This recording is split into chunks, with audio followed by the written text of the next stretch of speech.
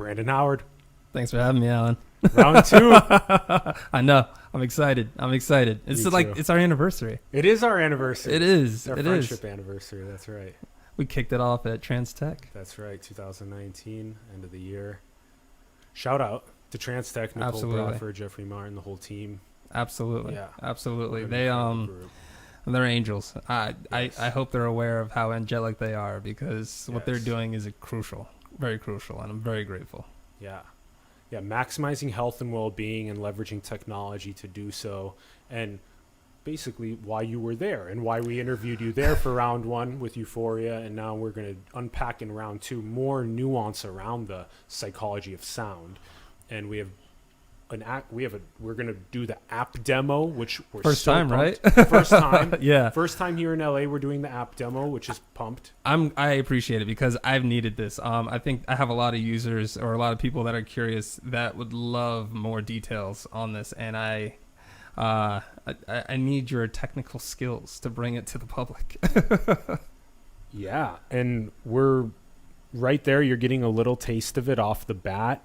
We're going to be streaming our phone screen into the stream, and you guys will also get to hear the audio of what Brandon has put together in order to actually eradicate stress and boost creativity and many more things, which we'll unpack. I'm just super pumped that we have this to along with the process.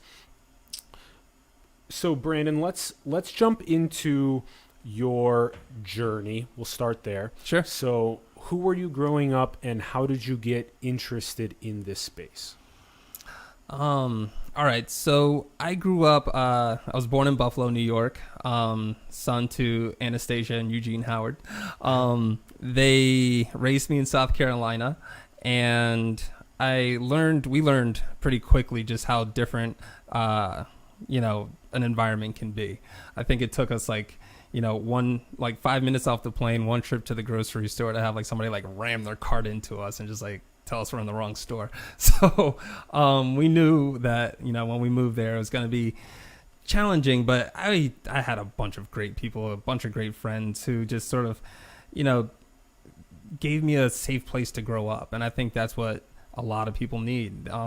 And I guess from there it was, I pushed myself. It was kind of I had to prove myself athletically, academically. And again, I benefited got the opportunity to play basketball at Brown University. Again, pushed myself academically and athletically.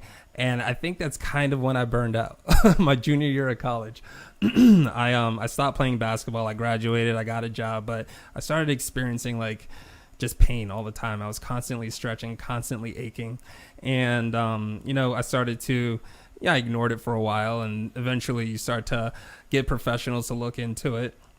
Acupuncturists, physical therapy, chiropractors, massage therapy. I was doing at least two of those things 2 times a week. Yeah. all the time. And again, I'm growing up, getting married. I go train for a half marathon. That's how my wife and I decided to get in shape for the wedding. And it actually, that's when my back went out completely. I was on a treadmill in the gym and I felt like lava pouring down my spine. Something had, I ruptured a disc, and I couldn't look into it until after the wedding. So after the wedding, it was awesome. It was fine. And the pain comes and goes for people that have chronic pain. They diagnosed me and told me that I had the back of a 90-year-old, that I had 2 herniations and at least 1 rupture, and that I was on pace for another one. So they sent me to physical therapy, a different physical therapist, and they gave me pain meds. And I think that's kind of when my emotions kind of just exploded like a volcano. Because as I was going through this process of trying to rehab my back and try to get back to being athletic or playing basketball, my wife and I had just had a son, and I couldn't change his diaper. I couldn't bend him over. I couldn't pick him up. Everything hurt. everything hurt, and being in constant pain just made me really irritable. I mean, that's a nice way of putting it. My wife has been through a lot, just like dealing with like just my constant mood swings, because when you're in pain all the time, there's nothing else to think about. And what I wound up experiencing was that when you're having negative thoughts, when you're angry, like that's when my back would actually just have another like episode. Like I would just be frustrated. My back would go out, and then I'd be in bed for like 2 days, just like really unable to move. And eventually that cost me my job, because I missed one meeting because I couldn't afford to miss one meeting. And I missed that meeting, and that was kind of like the beginning of the end for me. So I wound up, I didn't have that job anymore, and I had learned about binaural beats at that point, and I had kind of been curious about it, but it was after physical therapy had stopped working. It was after, I had stopped taking the pain meds because they were sort of only making me angrier. And so I wound up, looking back into binaural beats. My wife was like, maybe you should just dig back into it and see if there's something there, because she had seen that I had a lot of interest and confidence in it, and that it was looking to be something very significant. And so, without a job and curious about, how to heal my back, I started to build, a business model around, what binaural beats can do is incredible. And I'm using it to help me deal with like the physical pain, the emotional stress that's leading to more physical pain. And it got me to a place where I could, I could start to pay attention to what's important and how to balance that, and create essentially, I guess, like a just a new approach to life. So it was been interesting. I can get into like the entrepreneurial element of it, because once you have an idea and like that's all fun, the first few things I pitched were more around creative ideas, like books and novels and graphic novels and stuff. But, I dealt with a lot of frustration with trying to penetrate that industry. I won't name names, but I went into a meeting at a very large, talent agency. And I asked them, do you feel like the content you put out impacts society, or is it just a reflection of society? And his answer was that it was just a reflection of it. And I was already sort of aware at that point just how impactful media can be. And I think now everybody's seeing how impactful media can be. I mean, the messages that you get are the messages you incorporate into your reality. And now we have different groups reading different information and expressing completely different theories. We've always had multiple theories, but to have sort of like mass groups around differentiating theories, like in the past, that's led to conflict. And I think right now we need to figure out a way to not let that happen. So yeah, the journey on the entrepreneurial side it's complicated, because there's no real rules. There's a lot of guidelines. There's a lot of suggestions. Essentially, it's about people with ideas trying to connect with people with the means to make those ideas a reality. And you wind up, there's a lot of analogies to dating. I mean, there's a lot of strikeouts. There's a lot of downs. There's a lot of it didn't work out. And without I think some people have the perception of whatever doesn't work is just like that lesson that you need to learn, so that way the next time it does work. And I always knew that was a good approach, but it didn't mean that it wasn't a painful approach.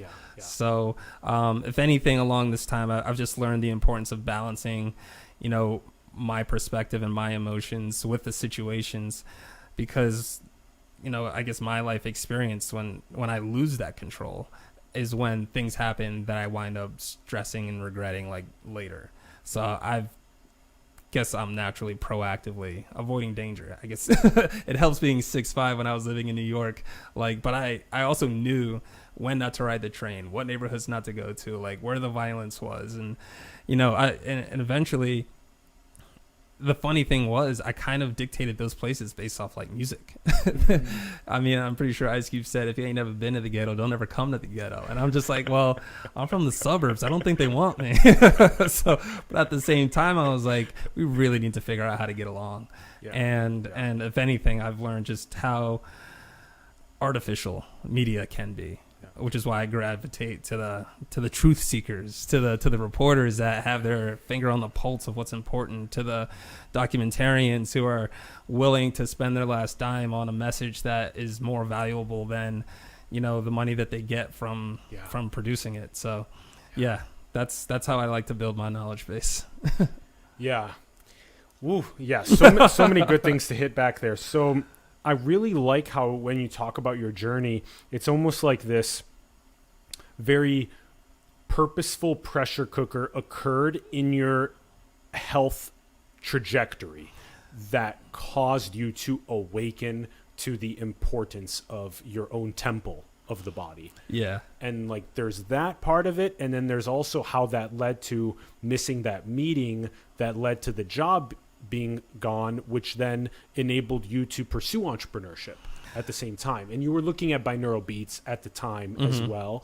And it sounds like your wife also kind of gave you like a little nudge and was like, you know, get pursuing and that kind of stuff, which is good. It's always really important to have that couple that acts as a flame and then together.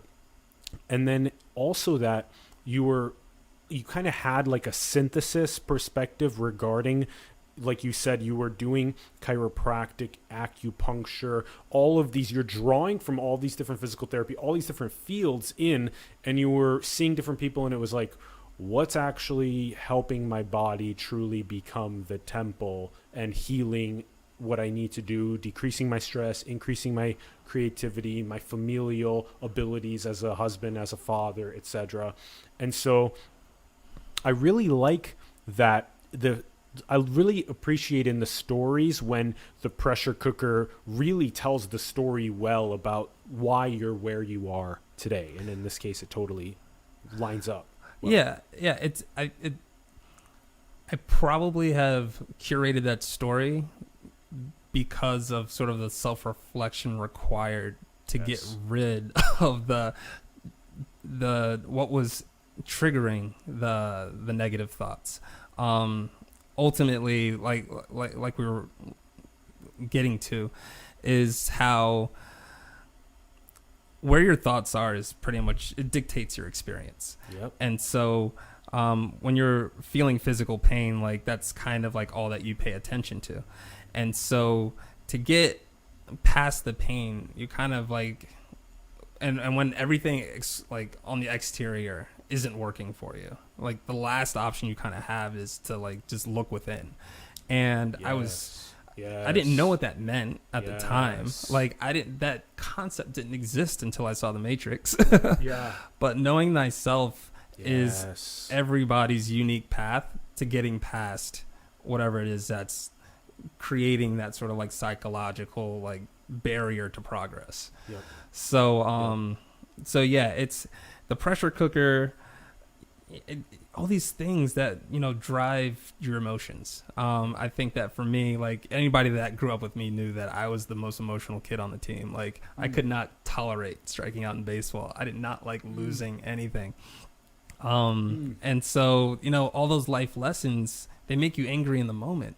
And then you look back and, I mean, you can say that, be grateful for where you're at. Like I'm grateful for where I'm at right now with what I'm doing. And I'm grateful for all the exterior events that push me in this direction. But I wouldn't have gotten here until I started to actually recognize that those exterior events were helping me along my journey. And they were inspiring they were inspiring the actions. Like, you know, people's gut reactions are built up because of their life experiences. And so my gut reaction was to, you know, when I had the injury, it was like, if they can't figure it out for me, I have to figure it out myself. Yes. And then when you see the reasons why they couldn't help me and like what's motivating healthcare and hospitals and doctors and why they prescribe me pain meds instead of surgery, like all these things go into the fact that the systems we live in are incredibly inefficient. I think that's probably sort of the thing that I pay attention to the most is inefficiencies, because inefficiencies seem to be what drive my irritation. Yeah. So when I see efficiency, like how you work, Thank you. I really I'm appreciate impressed. And when I see products out there that don't drive me nuts, I'm impressed. Yes. And I, when I see business models for companies out there like Patagonia, like those are the inspirations that drive me to create something that can help in all the different places that I feel help is needed. Yeah. Yeah.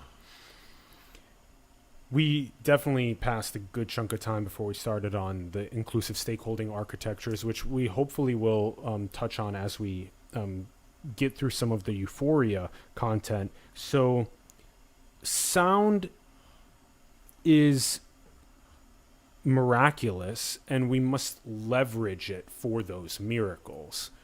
And sound is not something to be just passive about. It's something to be actively engaged with. And so we can because you've said this, and this was really interesting, that we can use positive natural energy in the bands of frequencies as beneficial as the food that we eat. Right. And so we'll explore this on the app, but there's literally different bands of frequencies for different states of awareness that you want to trigger with binaural beats. Sure. Yeah. Which is super cool. Yeah. If you pull up the infographic that I gave you, the one for sound psychology. Yes.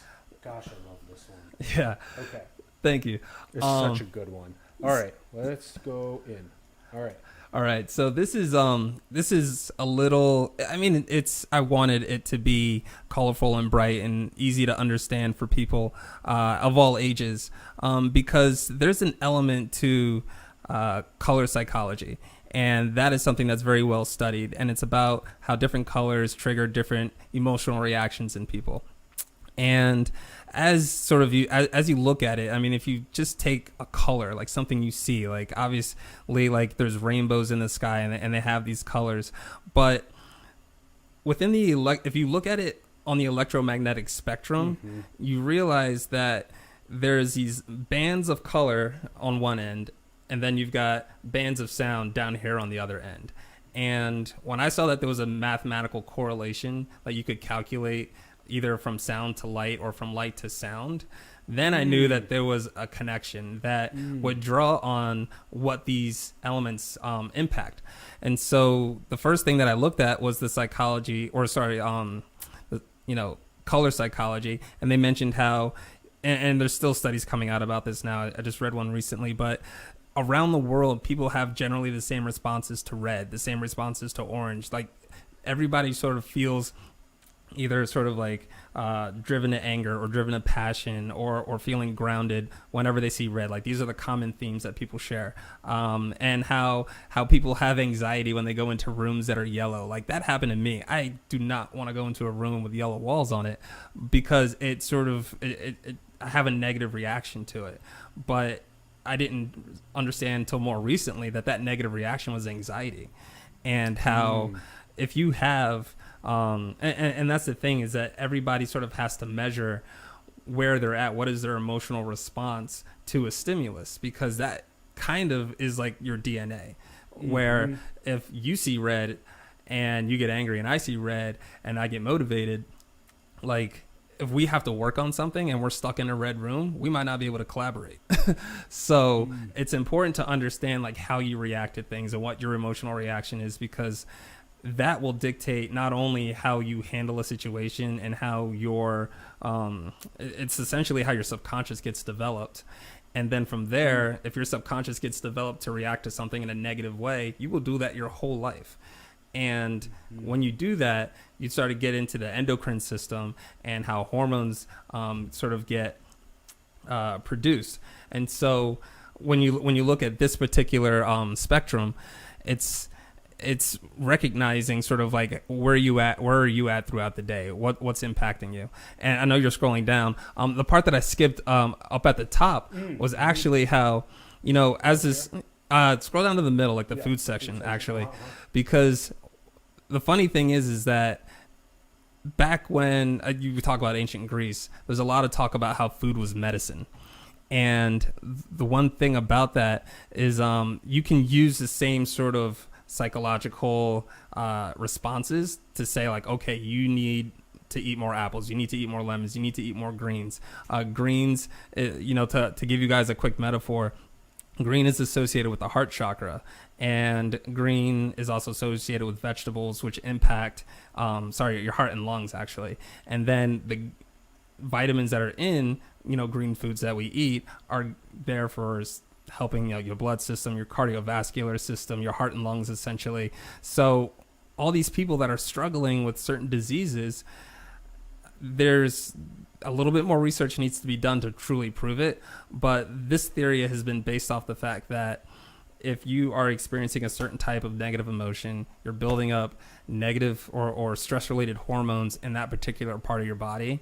And then 11 to 40 years later, you're going to wind up going to the hospital talking about you have a chronic condition because you've been stressing about the same thing for your whole life, building up that just building up that inflammation. Like you're not gonna feel it, and then it's gonna feel like an ache or a pain. It could be in your heart, your chest, it could be anywhere in your body. Your hormones find places to like hang out, and if they don't get cleaned out by your parasympathetic nervous system, then they just sit there. So it's really important for you to have those positive moments in your life, because that's the only thing. A positive thought is literally the only thing that's going to counteract the internal stress that's building up in all of us. So that's why this is so important to me. This is my perspective, and this is what I've found, and it's kept me. I haven't been to a chiropractor, acupuncturist, physical therapist in at least 3 years, maybe 4. Wow. Yeah. Yeah. So you just find ways to get through your own problems. Beautiful. Yeah. Wow. So if I'm getting this right, we've now had a period of time. Has it been like 50 years, 100 years? When did this first come to light, the idea of sound psychology? Do we know how old this is? Oh, this goes all the way back. Is this like thousands of years old? This is the origins of human species. Yeah. So, okay, sound in terms of biological evolution from the cellular biochemical level, yes. Yeah. But in terms of like analysis of the electromagnetic spectrum in terms of light, and then comparing that to sound, and then saying that this area is associated with this style of emotion, this area is associated with this style of emotion. How about that? How old is that? That's probably what, maybe 150 or so? 50 or 100 years? I don't have a date on the psychology of color.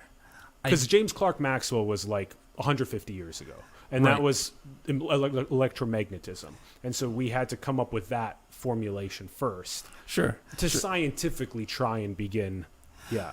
The interesting thing for me, which obviously I don't have the scientific background as a lot of like sound engineers or medical doctors and professionals. So for me, it's always a challenge of like trying to convince people like why I did this and like why it's right. Yeah. Because I kind of skipped a lot of steps in order to test the theory. Yeah. I read a lot of things, and it felt like everything was aligning to where this can have a positive impact. Yes. And so that's when I used it on myself. I asked a couple of friends if they were interested. I would ask people if they wanted to buy into this. That's kind of also how I learned sort of the importance of introducing something to the audience.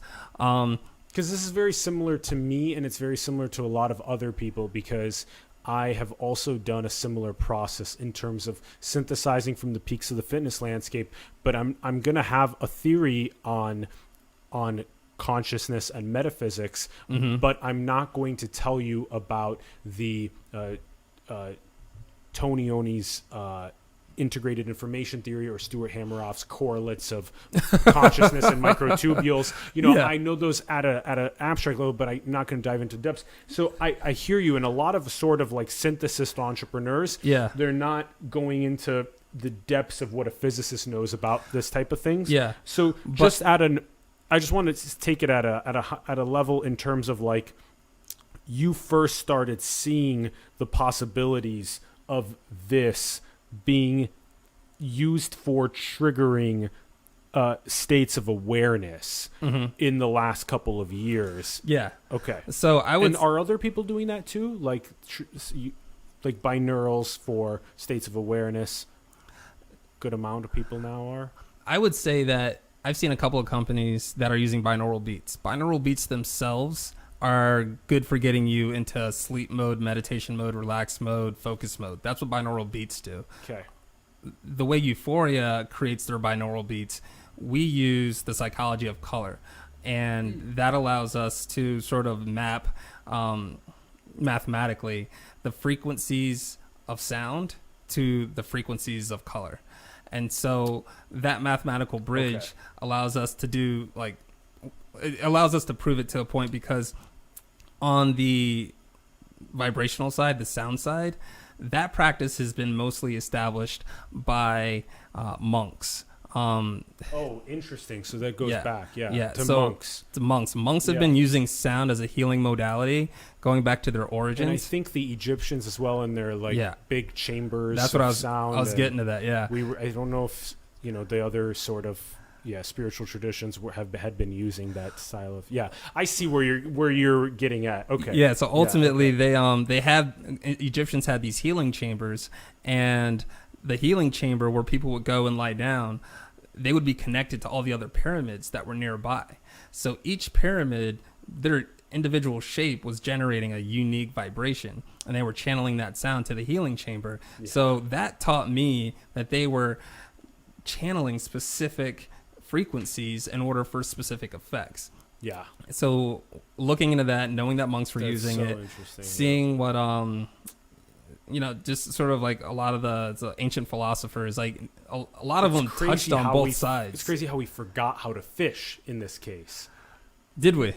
In this case, our ancestors were potentially trying to pass down to teach us how to fish using. Yeah, the frequencies are there. Just use sound, and this is what we're doing. Buried and forgotten about, because you're right. It's there from thousands of years. Yeah, and I mean, you have to look at ancient Greece, because they were the ones who were bringing that knowledge from Egypt. And they had it, and they even used food as medicine, like they talk about using it. Yes. And then we somehow gravitated to the Hippocratic Oath of not paying attention to sound or food. Mm-hmm. And for me, I didn't take the Hippocratic Oath of do no harm. I just found that sound is less harmful, and I would love for doctors to do less harm with sound. Yeah, let's identify, like you were saying in the earlier part, all of the alternative forms of healing that are available to keep us in peak homeostatic capacity, like 18-year-old biorejuvenation levels throughout our life for longevity, but also in terms of nudging us creatively towards our North Stars and towards lower levels of stress. And what you were just mentioning a moment ago in the psychology of sound graphic, here I just want to walk people through kind of what is going on in your app. So when you guys open up the Euphoria app, and you can download that, and the link in the bio below, there's the iOS download link down there. Highly recommend giving this a go. It's free. It is super on point for all of these different ways that you want to feel, what you want to boost while you blank, and it's awesome. In this case, I've went and selected a couple settings, but I'm only going to show you what the center portion looks like. So when you click the middle part where it says, and boost my, okay, so when you click that, you begin seeing and you can walk us through this. Yeah, absolutely. Because this is what we were talking about a little moment ago in the psychology of sound. Right. So just starting from the top, you can see like the solfeggio name right there. The solfeggio frequencies are, that is the element of Euphoria that delivers the emotional impact. And so the solfeggio frequencies, that is what was largely used by Gregorian monks. And for me, when I realized that meditation was something that could improve my health, I looked at the people who did it, and I started to understand why they did it. And monks have that resilience because they hum, they chant, and the hum that they make resonates internally with the different organs that they have in their body. So humming at 396 is going to vibrate your root chakra, but humming at 528 is going to vibrate your solar plexus. And so you don't even need to know the mathematical frequencies. You just need to adjust your hum until you feel the vibration in the right spot. And is this why in the lineage of specifically the Indian traditions that the mantras are very popular, and the Om and all of those other sort of layers on the chakras of where to use the frequencies at? Yeah, and it's the chakras is the sort of the origin from the Eastern cultures, to my understanding. Like, understand that I grew up in South Carolina in the Bible Belt. None of this stuff was ever spoken of. I think I heard the name Buddha once, and it was probably from like a Wu-Tang song. No kidding, though. Right. Why did it take me 26 years to learn what Sat Chit Ananda was? Existence, consciousness, bliss. Why does it take that long? Why are we not taught about these concepts in school? This type of stuff, It's an educational thing. I think that we will. We'll get there. We'll get there. Well, that's the future. We're all pioneering that with what we're talking about on the show and stuff. Yeah, but ultimately, it's in the East, it's chakras, or in some parts of the East, it's chakras. In the West, it's the endocrine system. Like, we have glands in all the same places that these chakras are listed, and essentially it just shows that chakras were just ahead in terms of knowledge and wisdom, and so we're just catching up. And the people who incorporate this into their lives, they experience the benefits of just being calm and just being relaxed and enjoying their environments. So in any case, the way you can use this app to get there is to first, there's a few ways. Like, some people who want to use it for like athletic related things. We can get to another, maybe we'll do that one last, because we can jump to another document I shared with you. Oh yeah, let's do that now, right?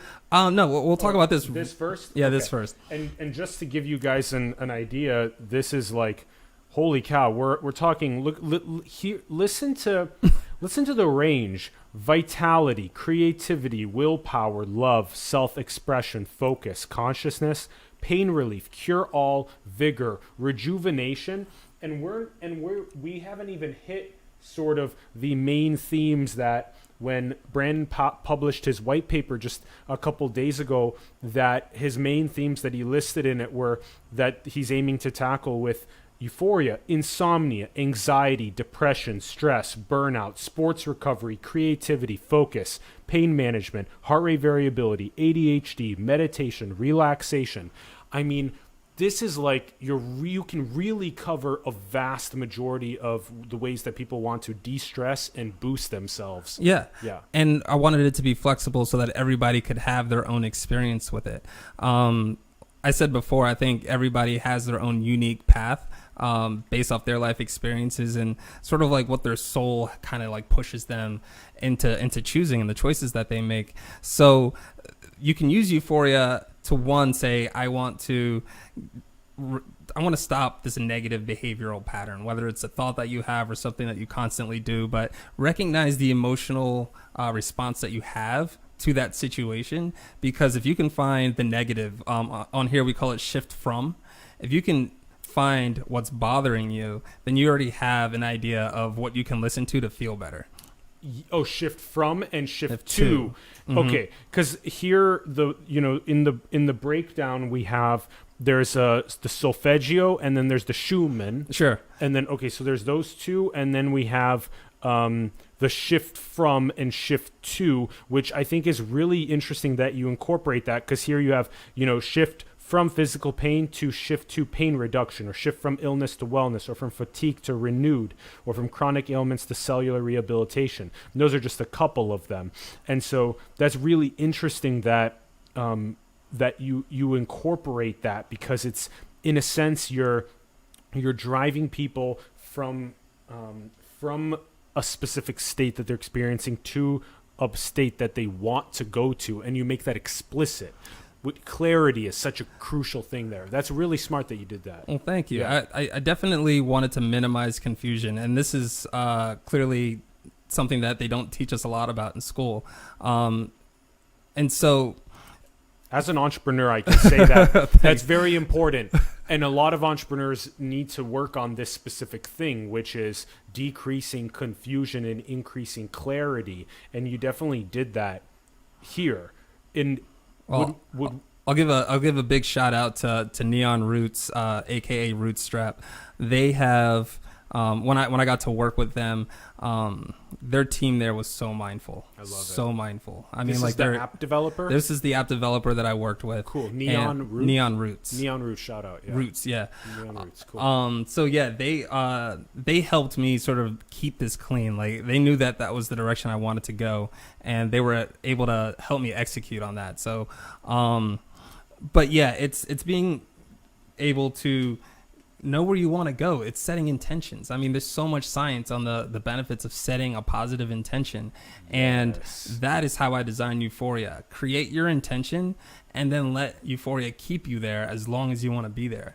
Boom. And honestly, people that use it, you'll know that it's really working either when you move to different combinations or you don't need it anymore at all. Yes. Like, I don't need to create things that people need to stay addicted to. Exactly. But people will find an attraction to something that works. That's right. They always do. That's right, yeah. And so when people say, like, is it something that I could get addicted to? It's like, hopefully. But at the same time, it's something that is not going to be a crutch because you're empowering yourself every time you listen to a combo, and then you won't need that combo to get in that mind state the next time. Spot on. 100%. Every single spiritual tradition that is worth their salt, they are the ones that say that, you know, as you try and recommune with God, you come here, you undergo the process, but these are training wheels. Mm-hmm. And so all of the transformative technology that exist, like Euphoria, all of the meditation retreats, all of these peak performances on entheogens, what have you, they're training wheels to eventually be able to not need the training wheels anymore. And then you're literally, as Rupert Spira says, is that once the journey to God ends, the journey in God begins. And so that's the idea, is that you really want to be able to anchor in the ways these, and you can trigger yourself. You want to literally be in that state yourself.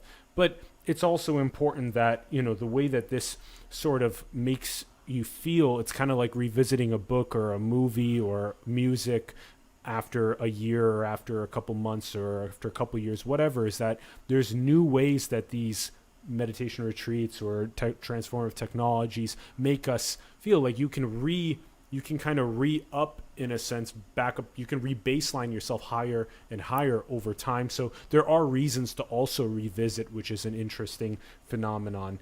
And so it's probably helpful to just show if there isn't another graphic that you think is. Oh yeah, I was gonna say if you could pull up. Yeah, let's do it.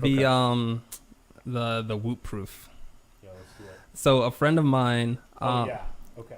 A friend of mine, he is, and he's just a strong human being. He is focused. He's driven by a lot of things, and what he's done for me is he's used Euphoria while he wears a wearable. And so the wearable that he has is called Whoop, and it allows him, if you scroll down a little bit, how one soldier boosts recovery while he sleeps. Yeah, so he's a West Point grad, and I wish I knew all his credentials. I don't understand the military to the significant detail. Bro, how do you bring your A game every day? Yeah. So what he does is he will create a combination on Euphoria. He'll listen to it while he sleeps, and then when he wakes up, his wearable will say, you know, this is how your body responded. And so the stats that you're seeing on this is like, you know, listening to Euphoria improves your resting heart rate, which is important for boosting your recovery and mitigating stress while sleeping. Yep. And so the next one down talks about heart rate variability and how much that has an impact on people. So right now, if you have an Apple Watch or any wearable device, you're already paying attention to how your heart rate variability impacts your stress levels, how you handle situations. I mean, that's what fluctuates when you feel your heart skip.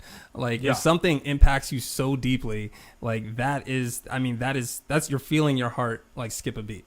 Yeah. And so when you can catch that at a subtler level, you can recognize the things that will make your heart skip a beat. But if you never know that it's making your heart skip a beat, one day it's going to skip too much. And and just the scientific idea of the heart rate variability, from what I understand, also has to do with when you do experience higher levels of stress, cortisol, when you're in fight or flight, the sympathetic nervous system, your heart rate variability becomes there's very low heart rate variability. So it's just doom, doom, doom, doom, doom, doom, doom. And when you're in a state of relaxation, your heart rate variability is very high. So it might be do, do, do, do. And it might be do, do. You know, it might jump a little bit between. So there's more variability. Well, I think that a lot of us expect our brains to be the best processor for how we're experiencing things, but the heart rate variability is it's I don't know if that's more of the machine, like whatever the response is, this is how the heart adapts to it. And I think that our brain, and so our heart can tell us what we should go towards and what we should stay away from, but I think that our brains wind up having a little bit more say like in what we ultimately wind up doing, because as humans we have a choice. If we didn't have a choice, we probably only follow our hearts. Yeah. Now that we do have a choice, we have to choose to follow our hearts, and that requires effort if you've never done it before. Yeah, that's right. And so there's a lot of tools out there that are trying to build that connection and inspire that, and that's one of the things that I wanted to do with Euphoria. Yeah. And do we think that there's another graphic before we should move to? Sure. So if we're talking about if we're going to move into the white paper, let's open up that last infographic. Okay, cool. This is the cover image.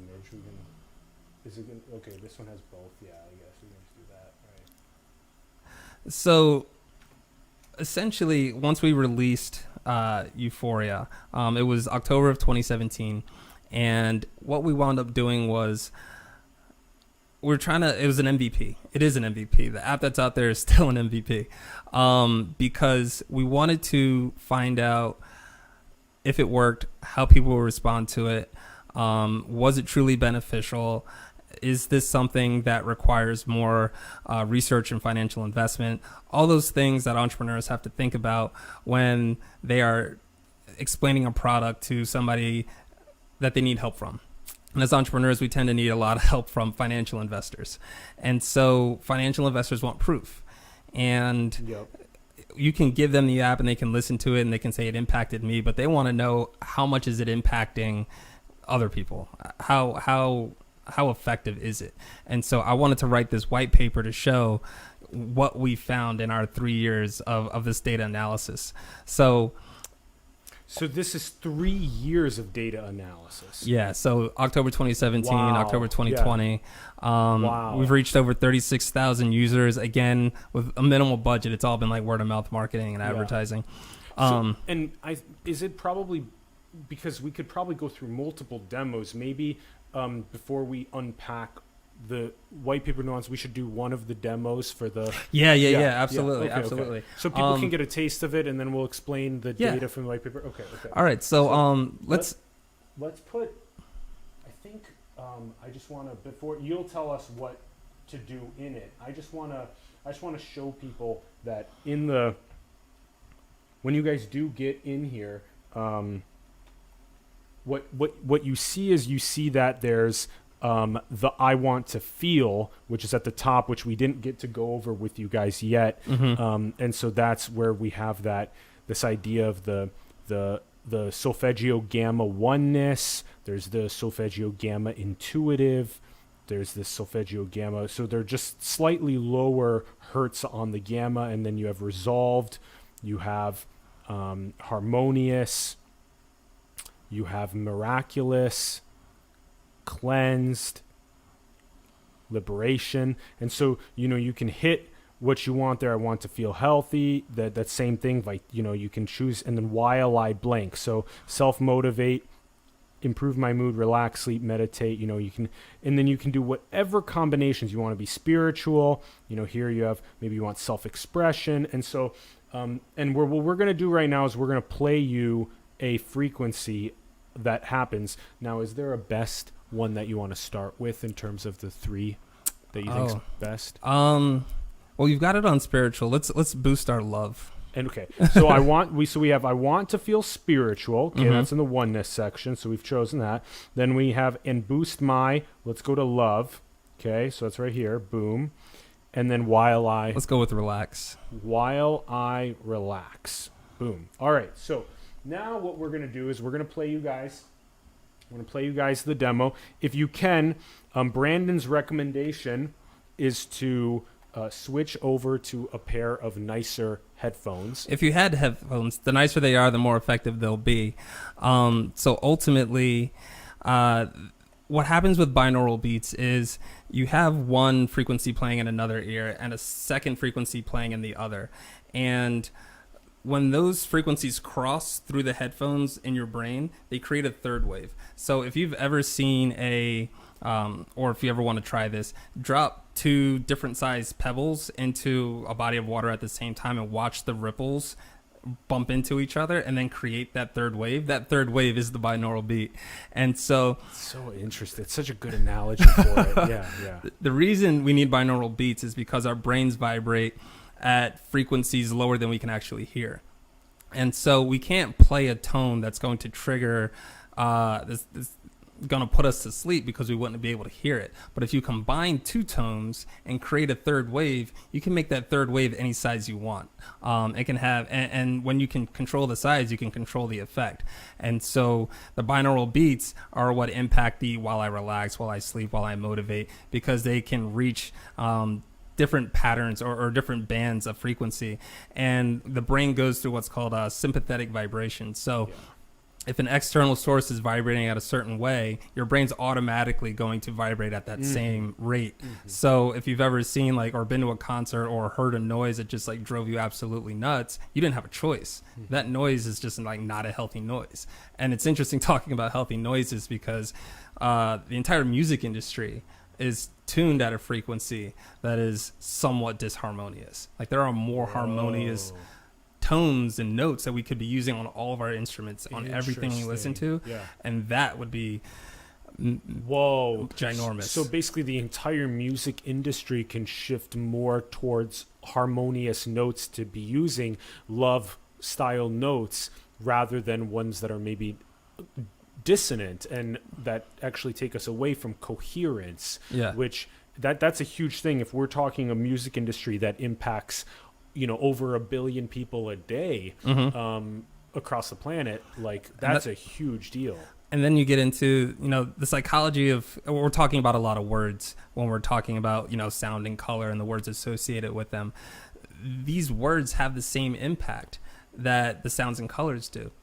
And so we would need a linguist to actually explain the origin of sound and how they correlate and what sounds get made when you say a certain word. Because, getting into a silly metaphor of magic is about casting spells. That's right. And creating words is about spelling. That's right.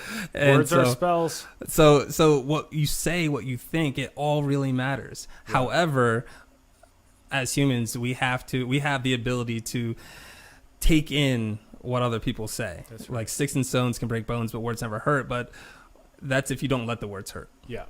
And I think that, for a lot of people with media, when you watch TV, when you listen to songs, you take that as reality and you believe those words and how those people feel and what they think.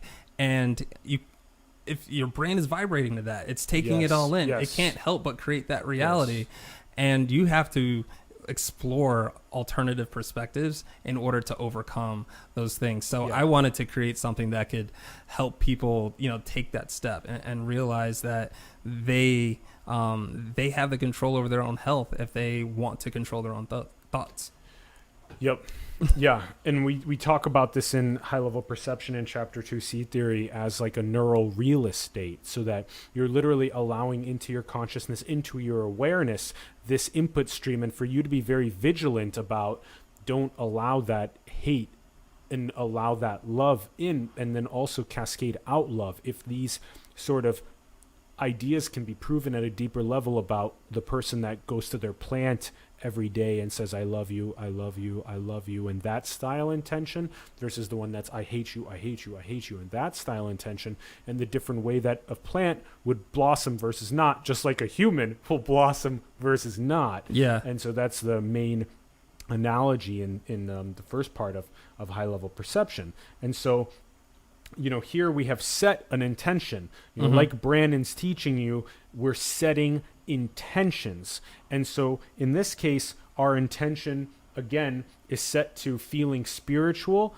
boosting our love, and while we relax. So again, if you can, have a nicer pair of headphones here, or if you want to re-listen to this later, put on a nicer pair of headphones so that you can actually hear this. And let's go ahead and do the demo.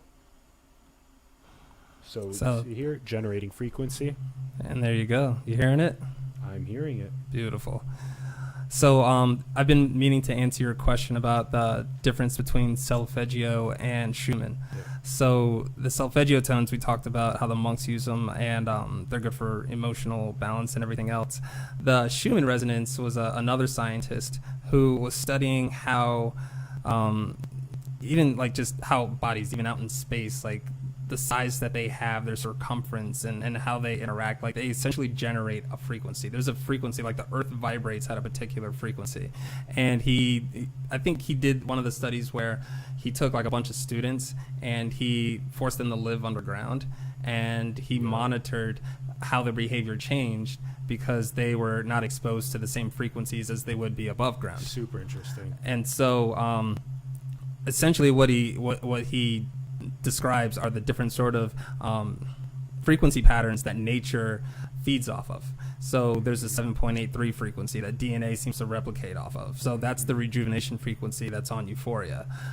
The cure-all at... One more time with that one. We just breezed by that one too fast. Okay. So the Earth vibrates at 7.83 hertz. Yes. This is considered a Schumann resonance. That's the Schumann resonance. Ah, okay. 7.83 hertz. Yeah, I saw that when I was looking up data on the electromagnetic field of planet Earth and the way that our sun interacts with it, and the Earth is actually at 7.83, and you can actually kind of tap into that as well. And like, if you do tap into that, then you have potentially a little bit more of like a clear channel or a clearer antenna, if you will, that's rather than maybe being at something that's not as harmonic with the planet. Well, you could look at like lifestyles, those that are living in nature, those that meditate with it and relax to it, and they feel better when they're in nature, because everything in nature is growing at that same 7.83 hertz that's impacting its genetic existence. So everything on this planet feeds off of whatever vibration the Earth has. And when I saw this on a documentary and it was in a lab and they were showing DNA like replicating, I was like, well, clearly I need that for my back problem. Exactly. And so I just had to explore it. And I don't think I'd be sitting here if it didn't work. Interesting. So is the idea that if I do undergo a binaural beat at approximately 7.83 hertz, my entire essence will tune into that, and that is at the Earth's same it's like the same frequency essence of how the plants actually blossom, and how the sort of human, that you said it's the actual process of like cellular mitosis, like the DNA replicating itself into, so you can actually potentially birth the new cells that are less pathologized type scenario. Well, look at animals, look at snakes, look at salamanders. Like the ability to regrow lost limbs is something that a lot of scientists believe that humans should be able to do. Yep. And the reason we're not might have to be, I don't know, is it based off lifestyle? Is it based off like because we have consciousness, we might not believe it, so it's harder for it to happen? There's so many examples of, things in nature continuing to grow, whereas humans have an expiration date. And so we have to evaluate, like, how do we live compared to how do other things live? Like, should we be living like elephants? Like, my wife and I got to ride elephants on our honeymoon. And, they talk about, like, if you take slow steps, if you look where you're walking, you pay attention to the food you eat. Yes. Like, you walk, you take care of, like, your younglings. Like, you follow them around, you teach them, you let them explore. Like, all the things that elephants do are the reasons they live longer. Yeah. And they're all things that humans could do and we don't. And the ones that do live longer and they live happier. So that's why I think we should be taking more cues from nature. Yeah. Amen to that, especially how we are figuring out more and more how to do that style of, in chapter 6 in high level perception, we talk about the AI coach and how more and more we're going to have a data fusion of our biometrics, and we're going to be able to retain that youthful homeostatic capacity. We can take more and more of what nature already does, and we can actually potentially leverage, like we took GFP from jellyfish and channel rhodopsin from algae, and how we're potentially we can even monitor more and more how to be at more enlightened states of consciousness that we can see in animals. And that's a really fantastic idea. I think it'd be helpful maybe if for a moment we turned up we stayed silent and turned up the volume and let people just tune in for maybe like 15 seconds on it or something. Let's do that. Enjoy. Here we go. Enjoy, guys. And so in order to do that, you can either scroll down or you can click that. And so here you see that we're doing the feeling spiritual, boosting our love while we relax, and we're just going to turn up the volume and stay quiet for you guys for a little bit.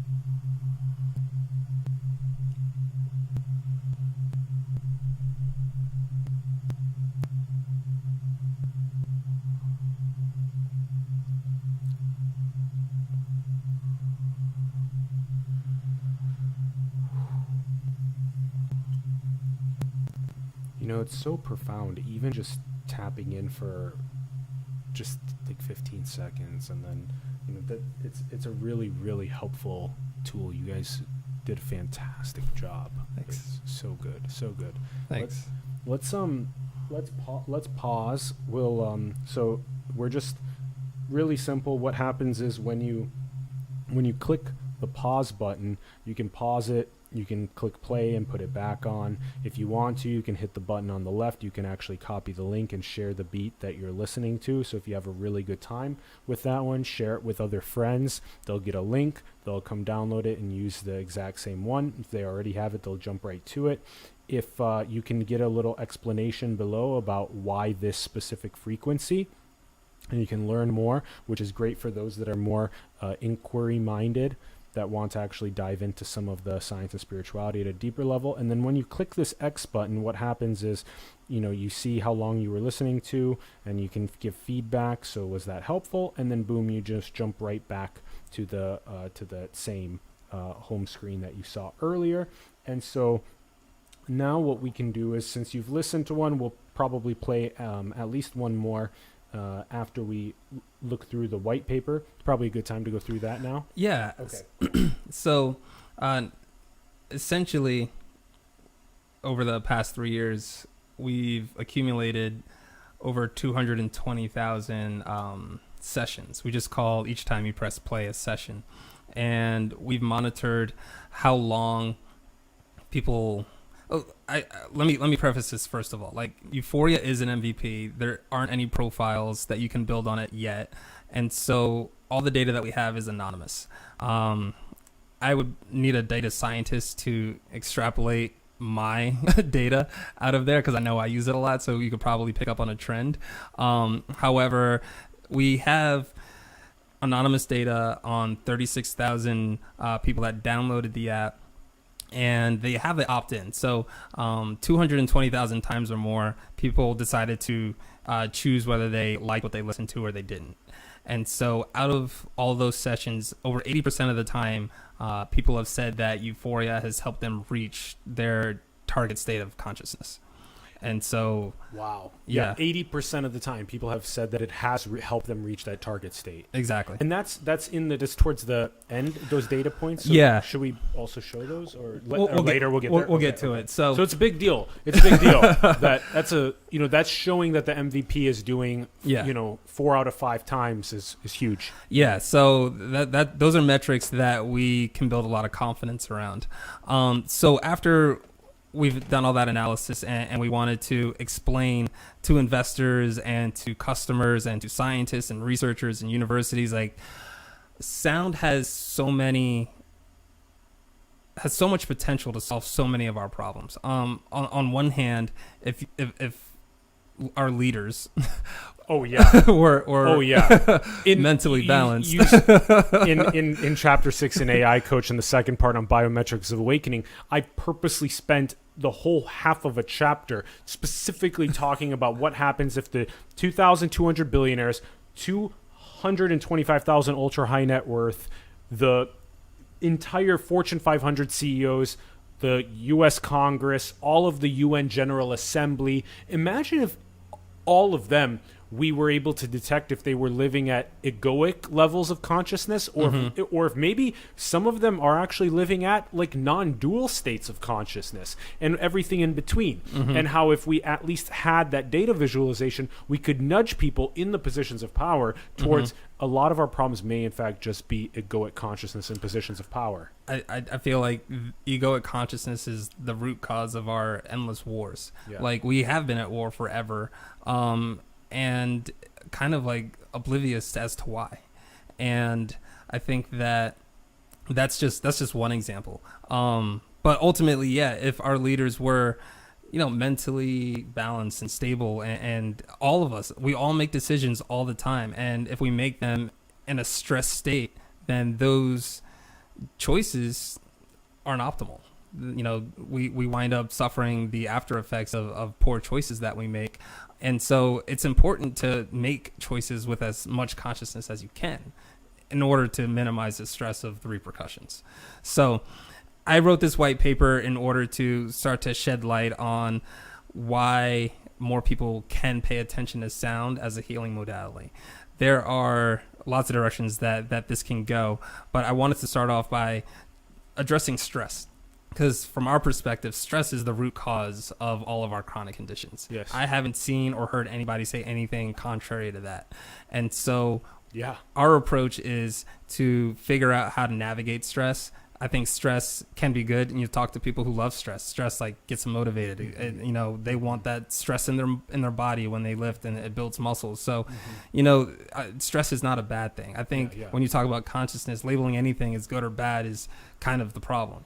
And so it's more about recognizing what there's a healthy dose. There's a healthy dose that that for balance. Yeah, for balance. Balance. And for the shadow birthing fire and all these different types of things. Yeah. For sure. Healthy dose. Yeah. And so for me, when I was in pain, I was living way below that threshold that we saw on the other chart. Like, a lot of my emotions across all the colors were just negative. And so the only thing you have to pull you up are the few things that are positive. And so I would listen to Euphoria and shift the negative into positive and slowly start to remove a lot of the things that were stressing me out. Even just the perspective of politics. Like, on one hand, I stopped watching the news, but eventually it's just like, people are people. We've all been in this for a long time. We're trying to figure it out. There's no reason that all of New York, Wall Street, and DC knows everything that we're talking about right now. But what's important is that they want to find ways of doing things better.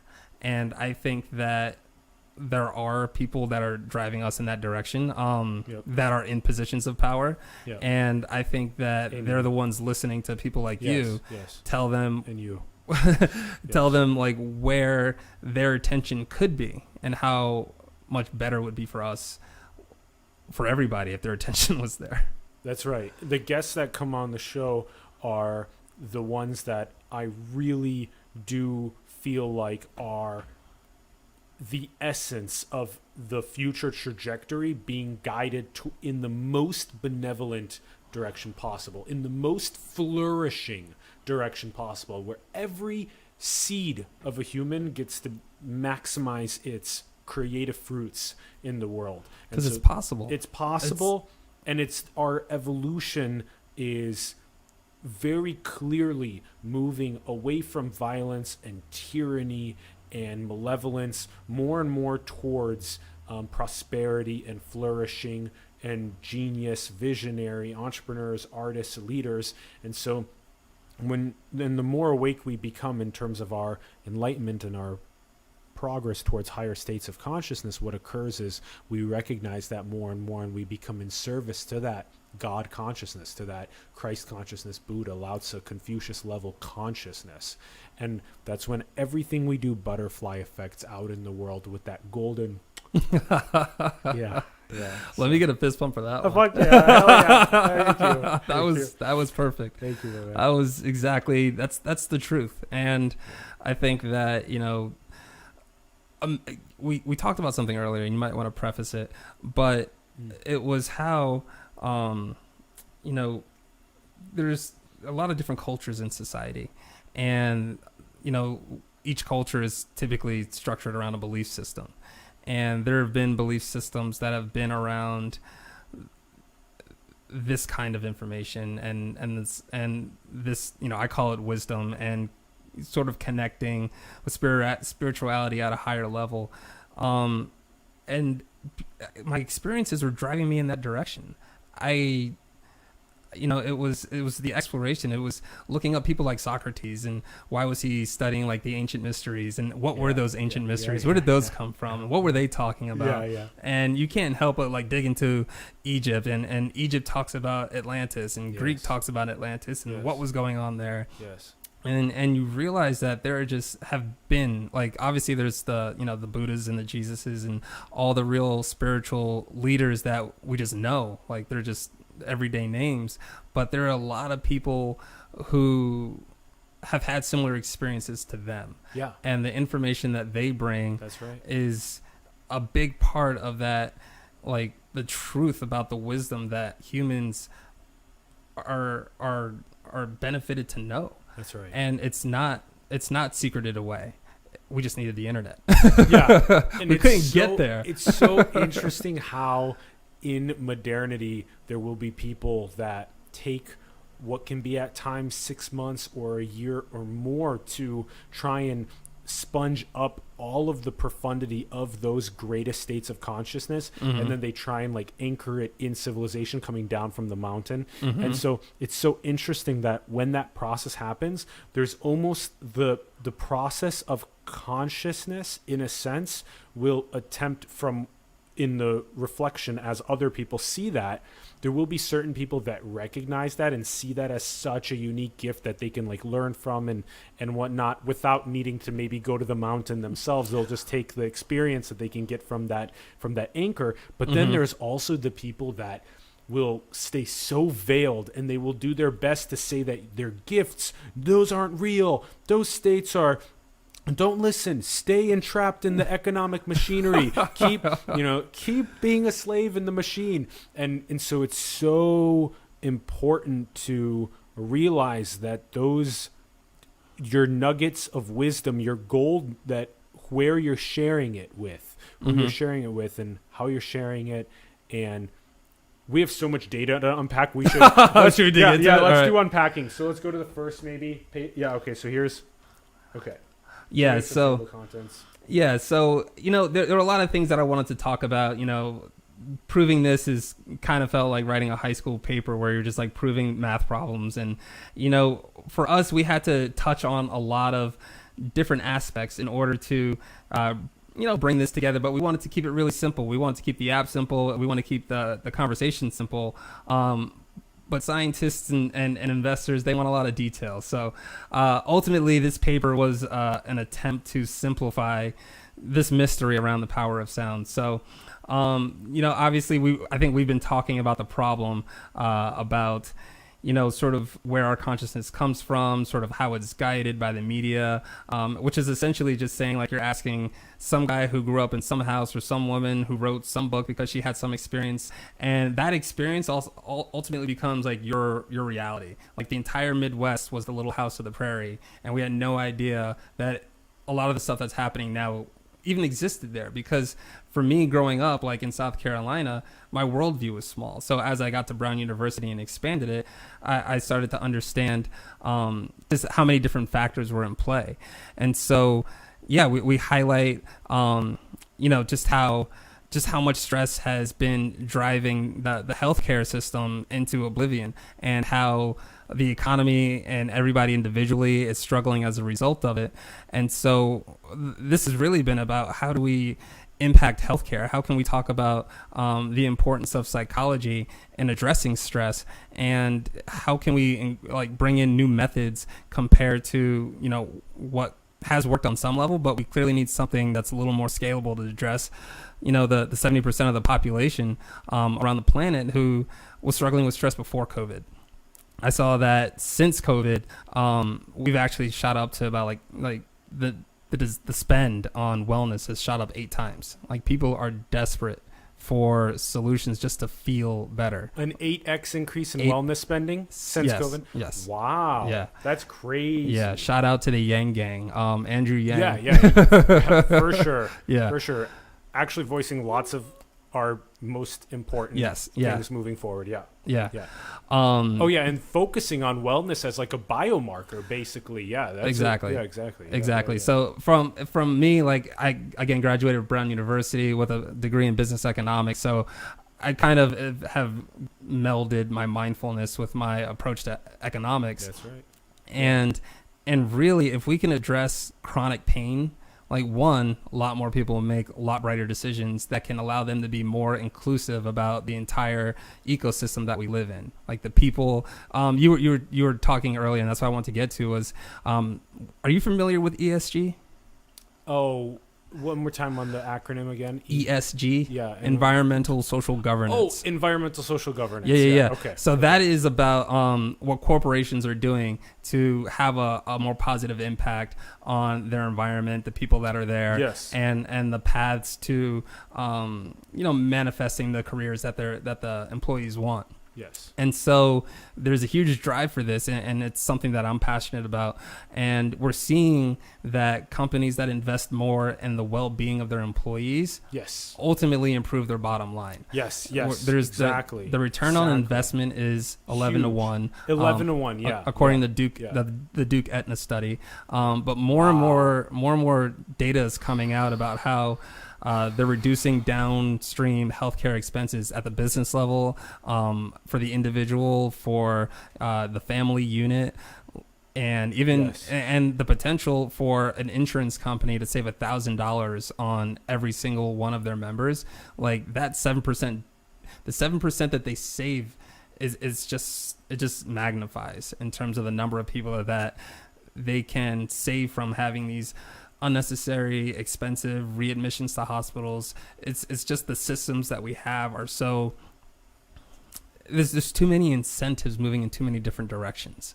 And there's a lot of perverse ones. And the ones that are, shout out to Vivian Ming from 2015 that introduced me to the concept that you're talking about right now, which is that all of these interventions towards our maximizing our health and well-being actually have massive compound downstream effects in terms of also financial. Yeah. But you can very simply think about this, like, if you do get bumped in the direction of not having an explosive volcano on your spouse, and you trigger a healthier, happier night, you're actually going to perform so much better the next day at work. You know, your kids are going to be a lot happier that night. You're going to make healthier food decisions the next day. I mean, there's just ridiculous amounts of, so the corporation's actually incentivized to help your wellness with those bumps so that you become a better, more holistic part of the ecosystem of that company and family and all this type of stuff. So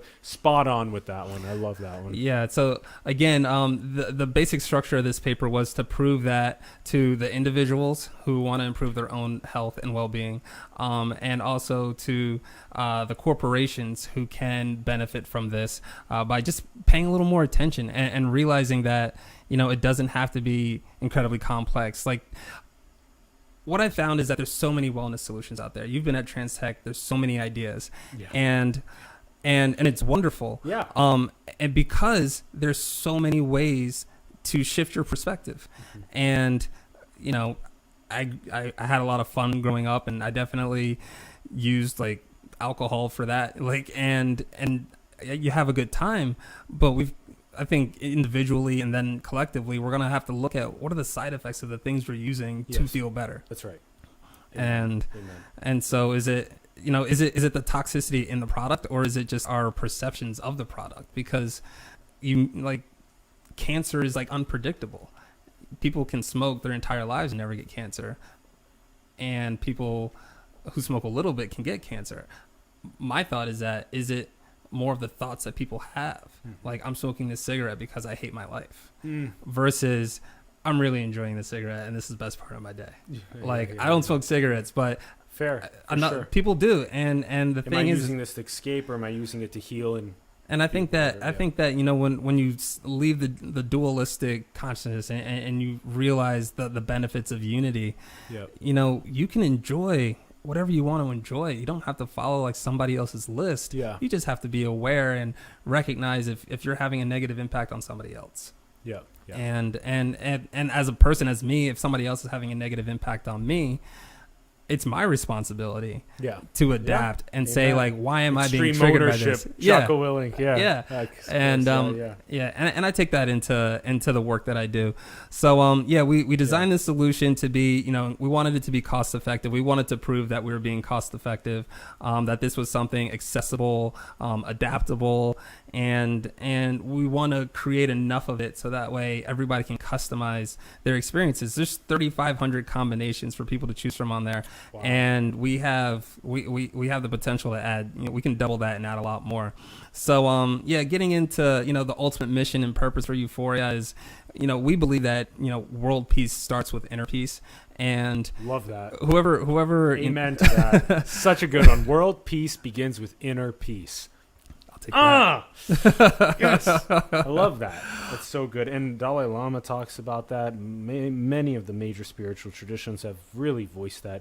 In the inner world being a reflection, it cascades out the peace in the outer world as we do that. And that's why I would, you know, take these cues from my wife or a friend or from an event and say, like, is that, you know, is this one of those signs? Is this one of those things I need to pay attention to? Is this, you know, is this my exterior reflecting my interior? Even now, I don't know if my kids are watching, but, you know, when they do things and they say things and or they're causing mischief, and I start to wonder, is like, are they showing me something that I need to pay attention to? Not just about them, but about myself. And find so much meaning that way too. It's so interesting. And synchronicities and important things. Well, it's like all a lesson, like a lesson for them and a lesson for you as a parent. It's like a lesson for so many things unfolding. I thought I was done with my lessons. No. Kids are. You got so many to go. Oh my gosh. Oh man. They don't stop until, you know, through your whole life. They continue. So they do. And I appreciate the lessons that they shared with me. Once we sort of like dig into, you know, we talked about the sound psychology and we start to explain sort of the elements that are going into Euphoria. We talk about the binaural beats, the solfeggio tones, the Schumann frequencies, and we can keep scrolling. We wanted to, this isn't the most scientific paper, but we did want to at least explain where we were coming from. We do want to get into clinical studies. This isn't That's a great. clinical study, Yeah, but that's great. that is a priority for us. Totally. As an entrepreneur who has yet to experience investors banging down their door, we wanted to build a direct-to-consumer product. Again, it's free. We want to monetize it, but we want to figure out how to do it so that way it's still available, and we have a good idea on how to go about that. But ultimately, we've we wanted to prove, show people just like how necessary this was. I mean, the stats on how many people suffer. I like that one, like 1,312 women began suffering fibromyalgia after being exposed to 9/11. Like, wow. Like in that study, they mentioned how they were either in New York, like essentially they looked at a hospital, saw an increase in a particular like malady, and then wanted to figure out, was there a trauma tied to that? And so they interviewed all these people, and I mean, those numbers are astronomical. That's 100%. Every woman who had fibromyalgia was impacted by 9/11 in that particular study. Yeah. And so it's really just sort of more evidence that our emotional reactions are really dictating our physical health. Yeah. And that is ultimately what this paper is all about, is letting people know that if they want to feel better, they have to think better, or that is one way, is thinking better can bring that relief. And the importance of shifting thoughts is one way to do that. What else do we have? Mood Yeah. regulation. So yeah, I kind of just spoke to that point. Okay. Yeah, it's your parasympathetic nervous system versus your sympathetic nervous system. For anybody who's read, the things that I write, when you're stressed, you're activating sort of one side of your physiology. That's your sympathetic nervous system. That's supposed to help, like you mentioned, fight or flight. Mm-hmm. And if you picture being attacked by a bear, you have two options. You can, hug the bear and show that you're not scared, and see how that plays out, or you can run away. And just in this example, when you're running away, you are, you pretty much shut off your stomach, so that way you can save more energy. You're not using it for digestion. So you see that now in people, how they talk about people who experience extreme stress wind up having sort of like these other problems. Like, you have stomach issues because you've been stressing out about something, and then all of a sudden you need to, follow other steps. Sorry. So Yeah. the Euphoria report is, again, like we try to put out an annual explanation for how people are using the app, and we're able to build sort of user profiles. Again, it's based off the actions that you can choose, but we're getting a lot of people with insomnia saying like they're sleeping for the first time in years. We're getting that it's like the most popular feature on the platform Is sleep. Interesting. So insomnia is that, critical of a issue. Yeah. And if I didn't say it earlier, the reason I wanted to pursue things that could help me sleep, relax, and meditate were because all the science was saying that people who have more of that feel better. That's right. They just, they're happier, they're healthier. And so I've tried to unpack what it was about sleep, relaxation, and meditation that could do that. And when you get into that space, you start to understand, like, your body recovers. You have more of these positive hormones that are cleaning out your system. Yes. And when you can keep your body in balance, especially emotional balance, then you keep your system clean. Man, people are having trouble with sleep. That's a really that's a huge thing. And it's because their sleep. It's because as they're going to sleep, they've got a million things on their mind. People are really like Jamie Wheel was on the show, and he goes, people are excessively ruminating in their default mode network. Yeah. That's a really great way to put it, because you have people that have never practiced any kind of meditation or mindfulness or any sort of just ability to calm themselves down, or peace, or joy, or taking bliss. Taking the breath. And all of those do the similar style process, which is they help you go to sleep. And so if you've never, ever done any of those, oh my goodness, you're just going to be like, you're going to tire yourself out to be able to go to sleep. And and you're going to wake up in the middle of the night and not be able to go back to sleep. That kind of There's stuff. so many people in my life that are struggling with this. And I feel like the one thing that I still need to figure out is, how do you make headphones you can sleep in? If anybody's got that, like Yeah. the world needs it.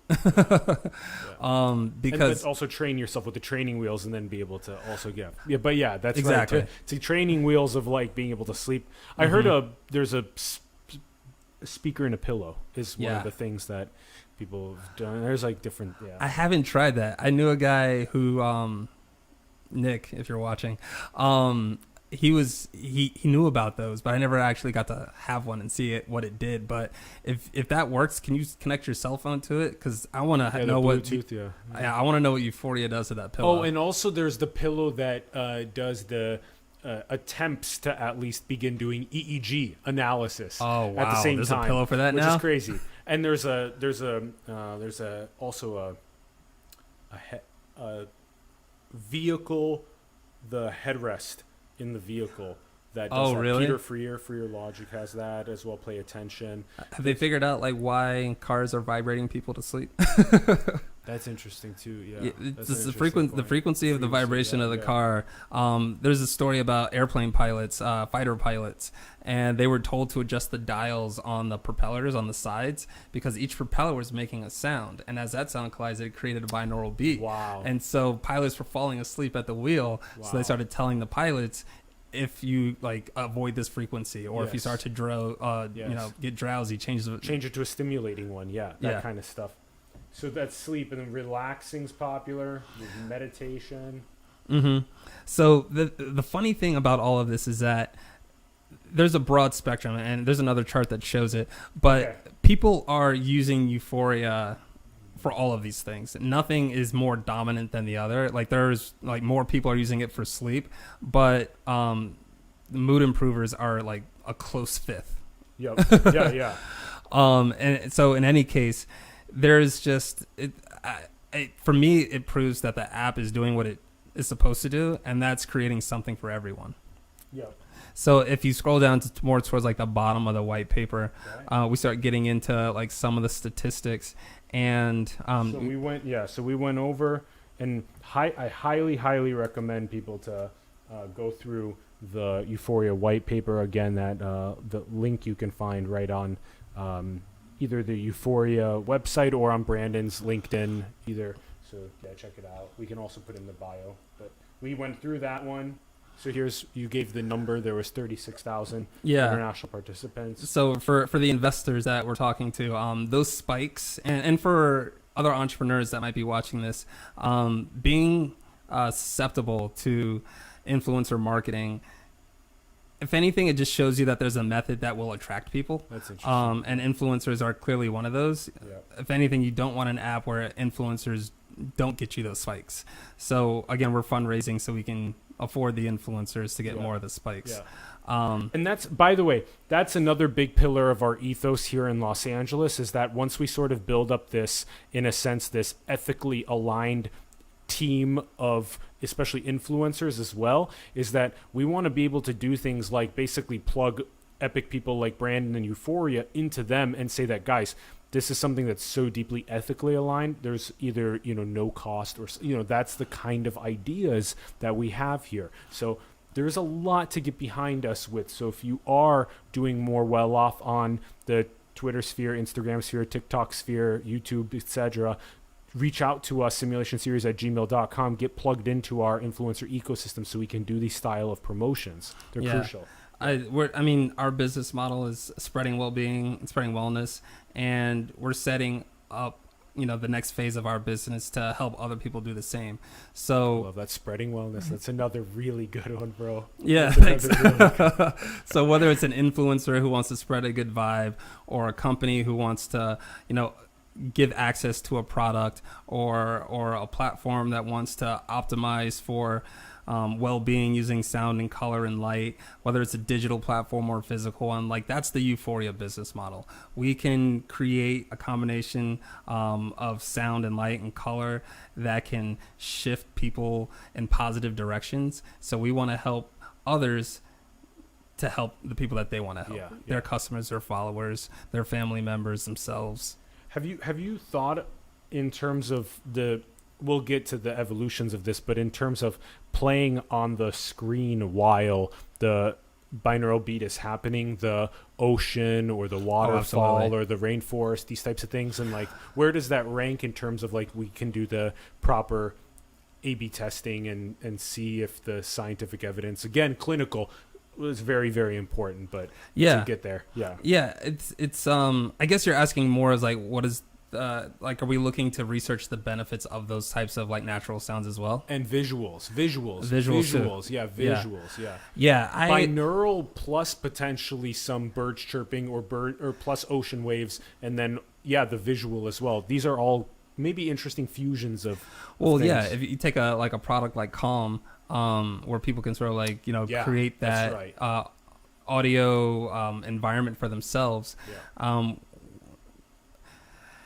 The thing with the wellness space is that it's kind of easy to copy everybody, and so That's true. That's a good point. and I worked on Wall Street, and so I've seen what competition does, and it's fine. It's how our economy has evolved, and there's a lot of benefits to it.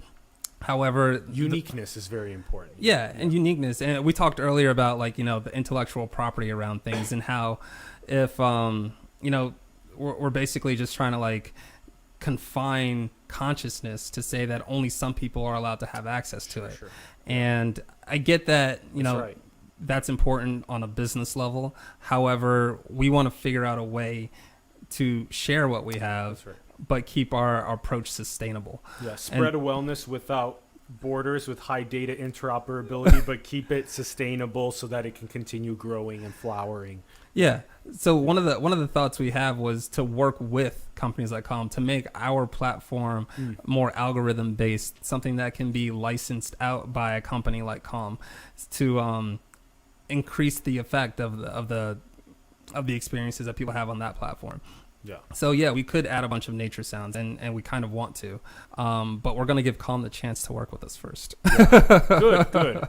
And down the line, it seems like this is very much so going into that indistinguishable virtual reality, immersive haptic environment where I'm just literally just going whoop and whoop. I'm in, ambisonics. I'm in full haptic. I'm in the complete.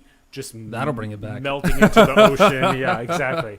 Yeah, that's like super futurism, and I love that stuff. And it's not even that far. We could get there, and if we really tried, we could get there in 10, 20 years. But we're very much in a lot of different places as a civilization. Yeah. Honestly, I think that you could apply that approach to professional athletes now. That's right, and there's a market for that, which you're spot on. Yeah, is that the athletes need the peak performance recovery periods to be like. Just now, instant. Just right into the exactly. Yeah, that's a really good point, and that's how to actually get the fuel financially to actually get to the goal in 10 years, rather than it taking 30 because there's no fuel, no financial incentive. Yeah. So that's really interesting. You go into the market, and then the market helps because you found the niche where the market will actually pay for it, and then that democratizes the technology to the rest of the population. Boom. Yeah, and that's kind of what wellness is doing. They're not getting the support from the healthcare industry, and so we're kind of in a place where we're creating the preventative healthcare industry. And again, it's not about competition. It's about the fact that without cooperation, we have to create, and we'd rather create with cooperation. So. Yeah, I've had conversations with, professionals who work at hospital systems. And if anything, it was just an education on what their motivations are, and realizing that, our motivations are not currently in alignment. And if anything, we can build the wellness industry to be very attractive to the healthcare industry, which leads to M&A down the road. However, if they never catch on and recognize that there's an 11 to 40 year window where they're not treating the mass population, then they're just going to miss the boat. Yeah, because people are about preventative health right now. It's necessary. Yes. Yeah, and you mentioned this. We had the massive numbers of submitted responses. This is what we did at the end. We hit the like button. Yeah, exactly. So when you hit the like button, we're basically analyzing what did you listen to, how much did you like it, or how long you listened to it, if you liked it.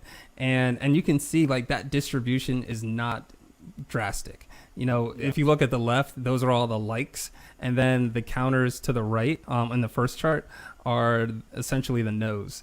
And actually, no, this is a different chart. So if anything, we're seeing here that vitality is just slightly more popular than focus. But sure. when we dig in deeper, you'll see that the people that are using vitality are quick listeners. Like, they're the people who are more about quick responses. They're more the physical. Sure. Physically motivated listeners. But then focus, you get into the more the cerebral individuals, willpower. Yeah. I use that a lot because, you just have to be confident. There's no alternative when you're trying to manifest something positive. Yeah. And so this biofeedback, this one is more reflective of how, 80% of the people that listen to it like it, and it's across all of the different scenarios. It's not, people like one thing and not the other. It's all sort of relative. So if you look at, what is it? Positive. Like mood improvement versus meditation. Like, they're not used as much as the others, but it's still relative to the number of no's that they get. Like, we don't get a lot of negative no's on meditation. And so if anything, it's just the consistency. I think that the conversations that I've had with people, some people really love it. Some people just need a few tweaks for us to make in order to love it as much as everybody else. What was their feedback for the tweaks that they want? So some people want the higher register. Everything on Euphoria. Higher register. Yeah, everything on Euphoria is currently at the gamma level. Oh yeah. I see. And some people want like higher frequencies than gamma. That. Yeah. But can the human get to beyond? Yeah. Well, I don't know consciously if there's like a higher level. Oh, I see. But people have a preference for a particular tone level. So if anything, like, I like bass. And that's what the gamma range is. Oh, it's more bass. It is the bass range. It is the bass range. Yeah. Okay, but does that trigger the gamma brainwave frequencies? Yeah. Oh, it does. Is that correlated? That's what you're trying to say? Is that this higher hertz? It was like a couple hundred hertz, and then so if you use like the way or Solfeggio's listed, like 396 hertz is like the root chakra frequency. Okay. You could listen to that at 396 hertz, or you could listen to it at 49.5 hertz. Okay. It'll have the same effect, but some people rather listen to it. Actually, no, I don't know if it has the same effect. It'll have the same effect emotionally, but when you listen to something in the gamma range, it improves your focus. And so you can add a layer of focus to whatever you're listening to. And so that's what Euphoria is. You want your mind to focus on getting to that positive state of mind. Yes. And that's what I know gamma can do.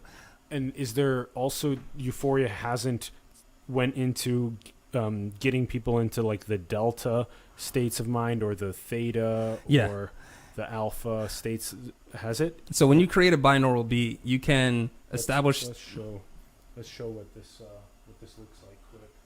So, what's the best? Okay. So, all right. So, just using this example, spirituality. It's up here at like your crown chakra, and let's scroll down. Let's scroll down to the heart chakra. Let's go to green. And let's go to here. Yeah. Harmonious? Let's go with harmonious. Okay. And then so the thing is that shift from antisocial, critical, jealous, demanding to empathic, compassionate, balanced, forgiving. Yeah. If we can choose like either hopeful or compassionate for this particular example. Let's do hopeful, and what do we want to boost? Let's boost our rejuvenation, because then we'll talk about Schumann in there too. Oh, cool. Okay, so rejuvenation. That's the bottom one. Oh, that's Schumann. That's the 7.83, guys. Get pumped. That's the planetary one, and then we have Schumann, and then we have the rejuvenation. And while we let's go with meditate. Something happy in the middle. Okay, so I want to feel hopeful and boost my rejuvenation while I meditate. Yeah. Let's so the psychology of that. Yeah, the psychology of sound again. Yeah. Sure. Should we let's listen for like 20 seconds and then talk? Okay. Let's do it. Okay, guys, it's coming. Here you go. Get your headphones ready.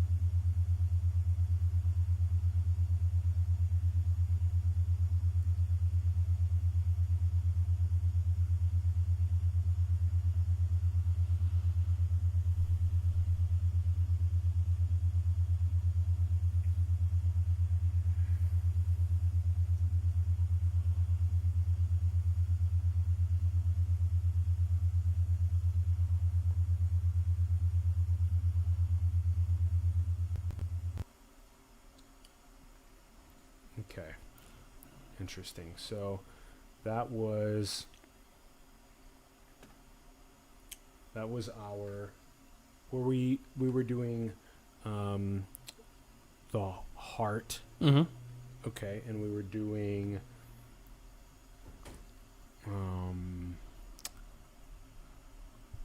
was it which one did we pick? Was Rejuvenation while we relax. Rejuvenation and relax. Okay, there it is. So how you feeling? It's become, the trigger has become fast enough to where it's just maybe an inhale or two, and it's like it's really starting to feel really strong, and it's really nice for people to check it out at home, and give it a go themselves with some nice headphones. Yeah, it's a strong one. Yeah, I guess there's a few things I guess I could say. The first thing is, the next time I come, I'm gonna need some headphones. First of all, Alan, get your shit together with 2 pairs of headphones. That's right. I agree with that. I'm trying to channel your vibe because right. I can't hear it the way everybody else can. That's right. But with that particular combination, I want to sort of explain like what's going on. So let's just say that it was a few weeks ago, and the election was happening. If you were stressed by it, you're reaching out for hope. You're hoping for something, regardless of which side you're on. The hope was there, and struggling with something like hope or feeling negative about it is probably going to bring feelings of negativity, like in your chest area, whether it's your heart, your lungs, whether your breath, you're breathing erratically. I would be curious with either global Schumann Resonance or a collective like HRV says about how people felt during that point in time. Yep. But ultimately, so what you can do is start to vibrate that particular part of your body back into its more naturally neutral state. Because if you're in a neutral state, that's better than being stressed out and negative. And for me, I've actually tried to force myself positive, and that just created more stress. And I've just found a lot more pleasure and balance. So being able to bring that erratic behavior back into balance, you bring sort of like peace and ease to that part of your body. And when you use rejuvenation, like you've brought the sound to this part of you, and then you add rejuvenation into that. And so you've got this extra pattern happening to where we're bringing it back into balance, but we're fusing it with that same energy that the earth uses to help everything else regrow. And so you can bring that rejuvenation to the parts of your body that are in pain, and you can start to heal, what's not in accordance with your best health, what's not in ease, what's dis-ease, as everybody likes to say. Yeah. So I think dis-ease, the diseases that we're all suffering from, can be treated by what can bring them back into ease. Yes. Yeah, perfect. That's right. Spot on for that one. So, I agree. Yeah. And, okay. I think like, so knowing that, and the people that have gravitated to the app or largely, or a lot of them are somewhat aware of, chakras and energy and emotions. We get some people that have never heard of any of it, and they use it for their cold or their flu, and they got better. And so, again, like you can see here that bliss was the number one thing that people wanted most of. Shout out to my mom. She was probably the first one that I talked to who gravitated toward listening to bliss every time she went to bed. And when she woke up, it was like the best morning she ever had, like every time. Wow. And she's taken breaks from it, as life moves on. And she just emailed me recently saying that, she work gets challenging. And during COVID with remote working, she works with a lot of individuals who, aren't younger, who use technology all the time, and they're a little bit more stressed out with like having to work in this kind of environment. And so it's just a lot of stress on an individual and a corporate system and everybody else. So, knowing that I was able to like get her back into a better place to function and to work is, testament to, what sound can do. Yeah. So, I'm happy being a facilitator of sound, but sound's way bigger than anything I can put together. So I'm just trying to understand it and share it in the most positive way that I can. Spot on. I'm a big fan of Bliss on Tap as well on that one. Seriously, I'm use hitting that one? Bliss. I'm hitting Bliss a lot. Yeah. Yeah, and so we're starting to develop sort of like character traits. So we've got our power listeners, and they're, the power listeners, the people that use it the most, they tend to listen to it in spurts of like the 8 minutes, 30 minutes. Whereas I need a closer view of that myself. But we're seeing that like the three things that jumped out the most were people gravitating to sleep. They listen to it for about 8 hours at a time. That's the heavy bulk of the users. The power users, they use the app the most. However, they tend to use it in like 30-minute spurts to sort of say, this is the mind state that I need to get into right now, and I want to listen to it before a meeting, before I work out. So a lot of different scenarios there. And then the other heaviest are the 1-minute users. Now, there's two ways that we can look at this, and that's the Bliss on Tap. That's a funny one for Bliss on Tap. Yeah. To just tap in quick. Yeah. And so people are just they're just jumping in, and I at first I wondered if it was just people clicking into it for the first time and listening and then canceling, but there's so many people that seem to use this pattern over and over again. Like they're just quick hit Bliss, quick hit Vitality, quick hit Rejuvenation, and then they're good to go. And that's what we were talking about regarding that sort of catalog of immersive virtual worlds that are indistinguishable that we can tap into for healing for athletes or for rejuvenating for people that are doing creative work. And it's super automatable, if that's a word. Yeah. Because we're working on a few things with we're taking these algorithms and we're applying them to more real world scenarios. And one of the projects that we have is called Age Well, and my co-founder Ben Simon Thomas on this. He's been wonderful to work with. Shout out. I mean, like Ben, Big Ben. Shout out, love Big Ben. Thank you, Co-founder Ben. Euphoria. So he's been working with us, and we've been able to like design these algorithms that it can essentially, like, if you just put your phone in your pocket and it just listened to like the words you use, or it really interesting, or it analyzed your text messages that you send out, that's or what you're doing on social media, or the articles you read, the content you watch. Like we're building algorithms that can score the subconscious impact of media content. I love that. And so it's really about how enlightened are you? I just straight up. That's the question. That's where I always go with this kind of stuff. Like, I have so many hypotheses. I just posted like a week or so ago that I think that likely the higher use of the prayer emoji and the heart emoji is probably higher states of consciousness. That's definitely worth pursuing. Worth pursuing, and that's gratitude. If you're receiving those sorts of like clickbaity, aggressive, hatred driven hit pieces, you're likely of a lower. You got to archive those codes and go to the higher. So that's a really useful insight. Those kind of algorithms, I love that. We should talk about that. Maybe you and Ben both come on and we can unpack that. That could be a fun one to do. Absolutely. And that could be another huge benefit to Euphoria as well, as seeing that kind of data. Well, as an entrepreneur, it's like it would be great if we could just like launch Euphoria as like, the next Headspace or Calm. But the process to do that, it looks like Headspace and Calm like blew up overnight, but it's a 5-year, 10-year, like journeys. You never know how long. Always journeys. So we feel that until we get to that status, we're proving our case, we're building the products that we can, we're collecting revenue or investments however we can, and we'll get to that point. Totally. So for me, it's that drive of like, the sooner this happens, the sooner that happens. But ultimately, it's just about being flexible. So if what we're doing with Well takes off before what we're doing with Euphoria, like we're still applying the same concept. Age well.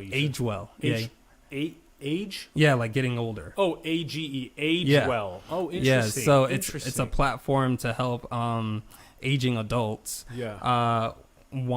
find product solutions and concepts about wellness that can help them with their individual lives. We can sort of help, if you were to text us and say, I woke up this morning feeling like these kind of things, then we could recommend TV shows, movies, books, articles, exercises to help them improve their balance, or their emotional balance. And that can be done by them through technology. It can be done by their caregivers. And then the only technology that aging adult needs is just a SMS text message. So if they can handle text messaging, we can tell them all the things that can improve their day.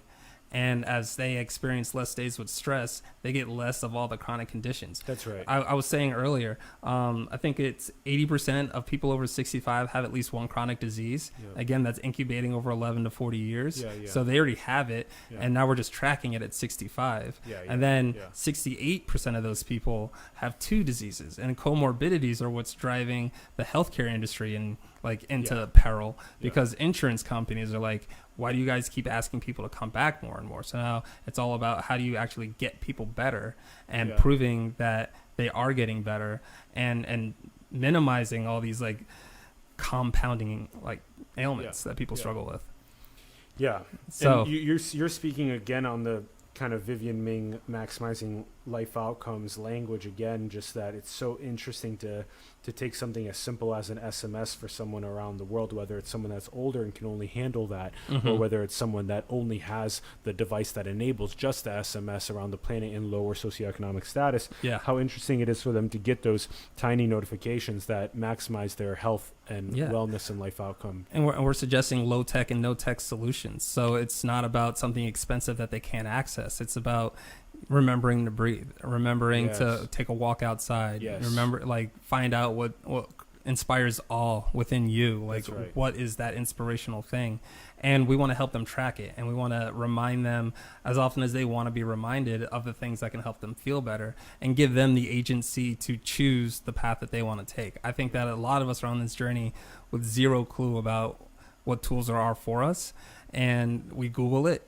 And I'm a Googler. It took me 5 years to learn everything that they didn't teach me in school because I couldn't travel to ancient Greece and like get it firsthand. I couldn't go to Egypt.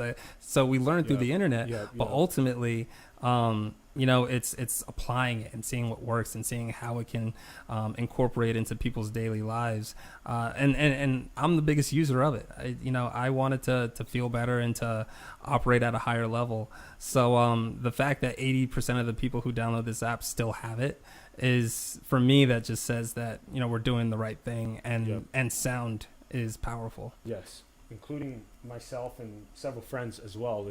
That's how you do it. You get people that love what you do, and then they stay with it because it brings them value. Yeah. So the testimonials are, as a business leader, I need a better system of collecting those testimonials. Totally. We'll get to that. Right. But ultimately, I think the first person that I heard from, she used Euphoria to help her with chemotherapy. And she knew that sound was beneficial. I don't know if she was a sound healer. She might have gone to sound baths and knew that they had benefit, but to have something that she could take into a hospital or a doctor's office that allowed her to manage her pain. And then even when she was done with chemotherapy, she was still using Euphoria to sort of like rebalance everything that she had gone through. Yeah. So between those and the infographic about the guy who's using the wearable and tracking all this data, like it's just all evidence that sound is healing. And I it's like, how many different ways do I have to say it? Different ways to say it. That's right. Yeah. Brandon's email is also in the bio below if you guys want to get in touch for any collaborations. Download the app, use it. We're collaborating with Mexi Caribe and designing a sound-based sauna and building, working with Life Rhythms and Robert Alexander. He's composing music using the solfeggio scale, and we're distributing that to spas around the world. So we're all about collaboration. We're working with some virtual reality companies, and they're designing like meditation games in virtual reality. And we are, again, helping them improve sort of the method of augmenting experiences through sound Yes. to Those promote well-being. Those It's all collabs are so awesome because you have some other great data visualizations about some of the horrible chronic illnesses that are plaguing our world and just the ways that we must focus on wellness and well-being to really maximize our health and our happiness and our flourishing and our gifts and all this kind of stuff. Yeah. I mean, a lot of those problems are psychologically driven. And it's the environment that we live in. And we need more people explaining that we live in an environment with the potential to be way better than it is. And we just have to make the individual choices to pursue that. And, my business will drive that direction as long as I'm at the helm. And, we're doing as much as we can for as many people as we can, so long as we can. We just need the resources. I'm sure you're familiar with that perspective. Yes, yes. So, yeah. So there's many different ways. Yeah, like so were saying. Getting to the business model page, if anybody wants to reach out. So obviously, right now you can download the app for free. We are looking to enhance the app so it is more engaging and it is something that people will sort of recognize the value of and subscribe to it, because it'll offer features that allow you to track your health and well-being, see the benefits of it, and recognize what is really helping versus what might not be. That's the direct-to-consumer approach. For businesses, we are designing these algorithms and we want to make them available for other people to put them on their platforms. I mean, if you imagine, we talked about Calm, you can imagine even Spotify. If Spotify could augment the song that you're listening to be healthier, then you could do that through Spotify, and I don't have to create a music player platform. Yeah. However, and that's the licensing approach that we want to take. However, I do see that music is that valuable, and if we don't get that relationship, then we'll probably build it ourselves. But it's the same thing with Google. It's we can filter the internet to help people find what's healthier versus what's harmful. I love that one. That one's a huge one that I align with a lot. Yeah. Yeah, and then on the higher corporate level, on the enlightenment level, not on the political left versus right level, on the enlightenment level. Yeah, and so with partnerships, like if you wanted to, distribute Euphoria to your customers or your employees, if it needs to look like it's on your platform, white labeling is what we're talking about there. And then all the analytics, human resource professionals and caregivers are trying to help people without knowing exactly how they feel or what they're going through. And they have to sit down with them and get those conversations going to understand, and maybe send out a bunch of surveys and analyze it that way. And what we want to do is create a system that allows them to see the data live, knowing that, all right, some corporate announcement just went out, everybody's like really down about it. What do we need to do as a company to get everybody back positive? We're seeing a lot of sick days, and that's what companies are going through, like 300 billion in revenue lost due to sick days. Like, some people are sick because their immune systems are shot because they've been through so much stress. And some people just need a break.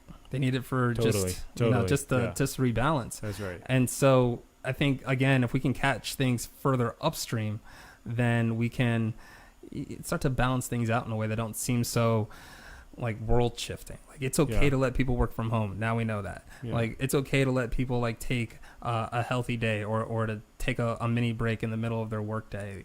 And these are things that came about because COVID has pushed that conversation, whereas the wellness industry was paying attention to it years ago. Yeah. Interesting. So there's a lot of really good data in here. There's the team. The team's super supportive. They've been giving me the advice similar to you. You guys have knowledge I don't have, and that's how I build my team around the skill sets that I lack. And I like to surround myself with people that can advance me. So Nardo's got great experience coming from Kaiser. She's the toughest individual possibly that I've met. Like, she's a strong person. And there's way more I want to say, but I don't want to upset her. Yeah. But she's awesome. And Vlad has been my friend since school. We both graduated from Brown, and he was our first investor. He has experience in the medical device space. That's been his entire career. He's worked for companies that have excelled and companies that have exceeded their limitations in the whole 9 yards. And he's helped me to recognize what the industry needs in order to allow us to make that shift. All three of them are helping me make that shift from a wellness platform to a medical solution, because it can be, and there's so many things we can do, and we just have to take the necessary steps to get there. Wow, sounds like a fantastic team as well. And then, like, I feel like we have a good amount of stuff that we covered. Do we have other assets that that that I think that's pretty good, right? Yeah, I got through everything. Yeah, if anything, people might need to take a watch this in spurts. I don't know if we tell them too much or what, but yeah, this is just the one pager. For entrepreneurs out there, it's just another. You're going to create a lot of documents. You're going to have to send them out to a lot of people. You're always going to be summarizing your results and your stats and pitching your product. It's an inefficiency, I guess, or at the same time, it's, an evolutionary thing where you really need to prove something for people to have that confidence. So and also a way to make this more algorithmic so that you can generate the data from algorithms, so that and design it in a way that you just kind of like do reinforcement learning with training the algorithm over time to sort of like Tinder cards, decide what's the best design, what's the most optimal way to show the data. Yeah, and stuff. With algorithm evolution, for me, it's important that it's done in a way where everybody that's involved with it, it's like you want to make it unabusable. And it's like you want to minimize the risk of what people can do with your products or what happens to them. So again, we want to even add more communication so that we can understand our community even better.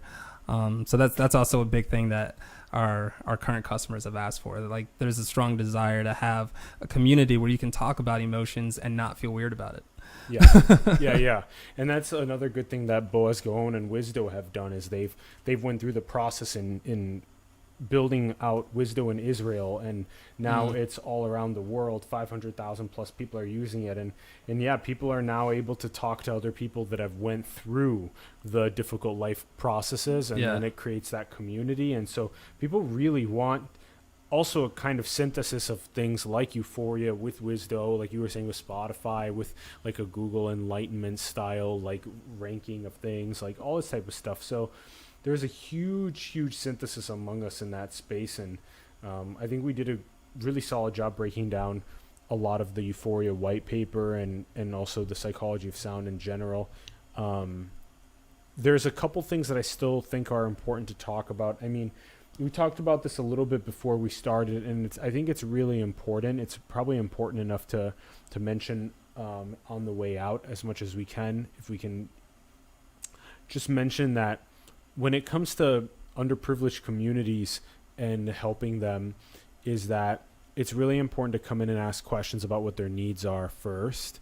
And then I really appreciated your perspective about having a hackathon for their solution. That's like a cool way to crowdsource innovation for a solution. And then you said, then we introduce things that they don't have, and they get to pick what they want from that buffet, basically. And then we build business models around what they demand, and then we can get people involved that are like the higher net worth people as patrons into that style of assistance. And so I really appreciated that style of thought in underprivileged communities.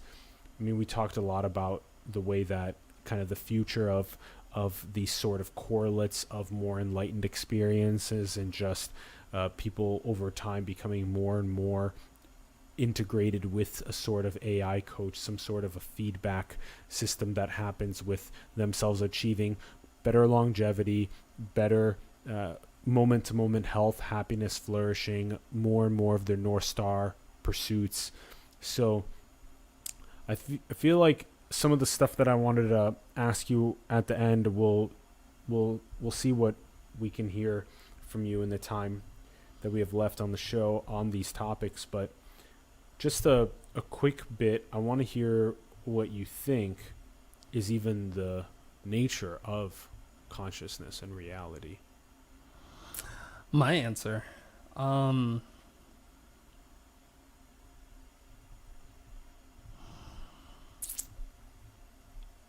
Consciousness to me is an exploration. It's like something that exists, and at the same time it can evolve, but it always feels like it's evolving into something that already existed. And so I guess that's my way of saying, like, to me, consciousness is everything. I tried to upload another photo for you. Somebody took an image of the solar system, and it shows like these two like bubbles, one above it and one below it. And there's people out there who talk about how consciousness started as like a single thing, and then it branched into two, and it kind of mitoses itself into all these different stages of consciousness, and how we're living in the third, which is more like in the middle. And so there are experiences and essentially there's just like wisdom that's feeding us down here, and it's like it's all the experiences that have sort of created the universe.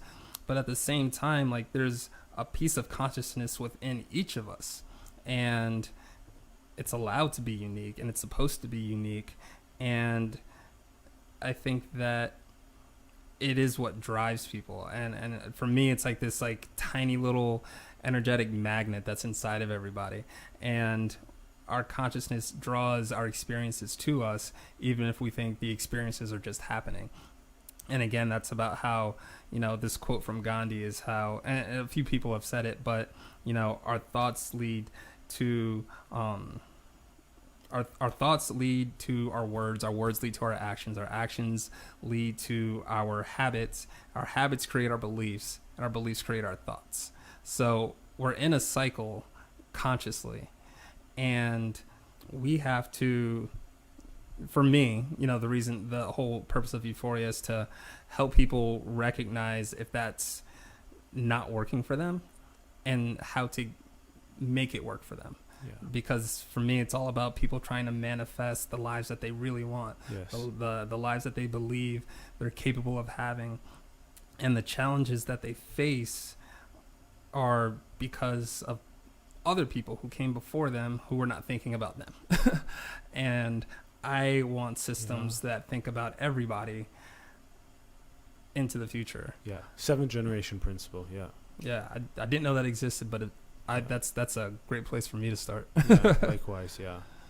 That's why what we're architecting right now and building is very much driven by that style of what we want the future to look like. That's more beneficial. Yeah. And that's why I talk about how we need to get the insights of the people who are going through the struggles, because it's not about us designing. I mentioned this after watching the Social Dilemma. Mm-hmm. It's not about the 5 people in California who are creating a solution for people around the world. The better solutions are going to come when we understand what the people around the world need. Yeah, that's right. Yeah. And that's the Ori Brofman's starfish, also in a decentralized way, is that you have to get the data at the edge. Facebook and it's all these big tech giants, they're not actually getting data points from people at the edge that are actually the ones that are experiencing what they need in their communities, and there's no feedback loop back to the corporate. So that's the hierarchy versus the flat, decentralized process that would enable that type of feedback. I appreciate your thought on consciousness as well. I would generally agree, and that the point is for me was that we're exploring infinity, and that we've been doing that. We're going to continue doing that. That our Godhead is recursive. We're entering into the metaverse soon, and that if you want to, it's like, do your absolute best to guide the trajectory of the planet away from the Fermi filters that are trying to impede the process of reaching the Godhead. And that's That starts with, like you also mentioned, it starts with the inner work. That starts with the work on one's own consciousness, one's own awareness, and driving that more towards those God consciousness states and butterflying that out. And then we can more easily get to our next explorations of that infinity. So Yeah. that's been a fun way. Also, the non-dual oceanic, marrying that with the individuation and the unique artistry. So it's a very symphonic, like all one oceanic symphony, but also individual unique artists that are contributing some sort of melody or instrument that we're playing. And so it's kind of marrying, it's very much so marrying East and West. It's very much so like that. And I think it's actually really helpful potentially moving forward in the future, because there is a little bit too much kind of non-dual melting into the ocean, and then kind of like, in a sense, like not that important to do SDG stuff, not that important to do maximizing health and well-being for people. And so that's something that I found very interesting. But there's also a lot of individuals that focus on just the individuation and never tap into the self-realization of the non-dual. And if they don't do that, then they're not acting from the God consciousness as well. So there's a balance there. Yeah, I think it's a longer story than we have time for, but sort of how the concept of God consciousness or unity consciousness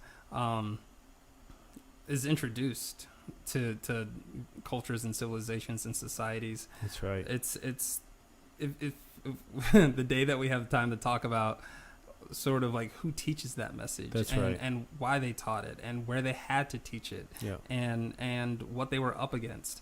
I mean, the story is beyond fascinating, and I think that, we can, by the way we're exploring it now, is just indicative of how valuable consciousness is. Yeah. It's driving our health, it's driving our economy, it's driving the way we live, it's driving our experiences, and if something else gets prioritized over that, is it just ignoring like the masses while it benefits the few? Yeah. We just got to get it to where it's everybody benefits. There's scenarios where everybody wins. Yes. The Nash equilibrium. It's a very, very important concept in game theory to truly embody. The individual can make decisions that benefit themselves and the collective simultaneously in a maximal omni-win scenario. Mm-hmm. It's crucial. And spot on too, we will, when we get to unpack in our next rounds, we will get to dive deeper into specifically this that we've mentioned several times, that why is it that where in the especially Western education system is there ever a conversation about unity consciousness or God consciousness? I was never introduced to that in myself in the education system, and most people that I know, even if they go through the highest levels in the university system, are never introduced to it. And that's extremely worrisome, and that's why people feel like cogs in the economic machine instead of like the divine beings that they truly are. Yeah. And so we have a lot of work to do in that regard at younger ages. But Maria Montessori, the Montessori method, is pretty good for now. Following the child's pretty good, and there's a lot of other. I went to Montessori school. Maybe that's it. That's probably why you're more actualized. It's interesting. Seriously, and that's probably going to be really important for your two kids as well. Yeah. There's a lot. There's a lot here. Yeah, I need to talk to you about that one. Yeah, I need to switch my kids to Montessori right now. Yeah, there's a lot to unpack there, and there's a lot there. Cool. Some silly things. Yeah, I like to ask some silly things on Please. the show at the end. The first question is: do you shower in the mornings or at night? more at night. More at night. More Okay. often at night, but Okay. it's more like event based. Like now that I have two kids, Yeah, it's yeah. more like, I'm a bit due for a shower. Yeah. So like today, Yeah. I took one right before I came, Yeah. and that was the afternoon. So Okay. So it's varies sometimes, but yeah, I wouldn't say that I'm at liberty of following any level of strict routine. because of the two kids and craziness with that. Yeah. So what about when you are in the shower? Are you a shampoo, conditioner, body wash person? Do you use all three of those? Do you only use one of those? Do you use a bar of soap? Do you use a loofah? Yeah, so I think it was after I started losing all my hair. Yeah. I decided to start shampooing and conditioning more. So yeah, it's my head will itch if I don't. So shampoo, conditioner. My wife has gotten away from the plastic bottles, so now like I'm getting these bars that show up in paper, and they're working. So That's I'm happy nice. about that. Yeah. No, I'm a washcloth guy. Washcloth. My wife and I, Okay. we joke about that. It might be a black thing.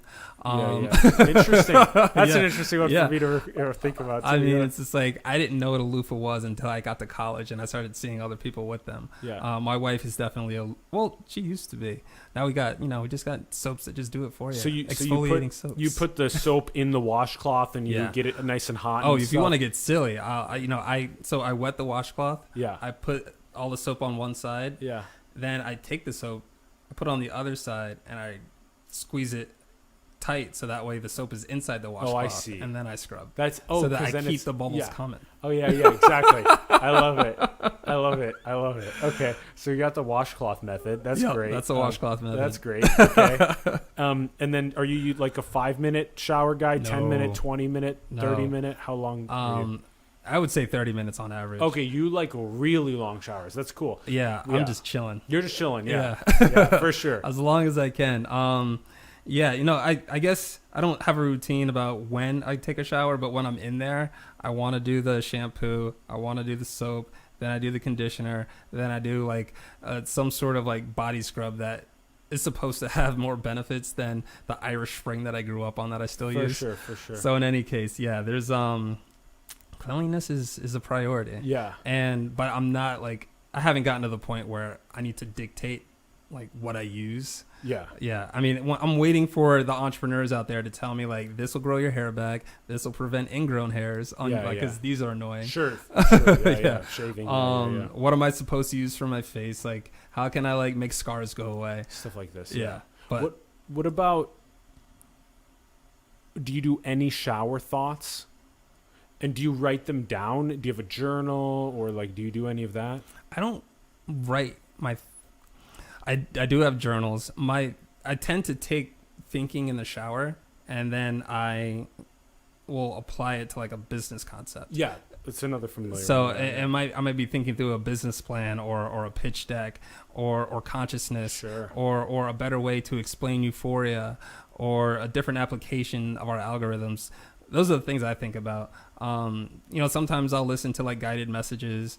I'm a big fan of like people who, share the information that they get through channeling.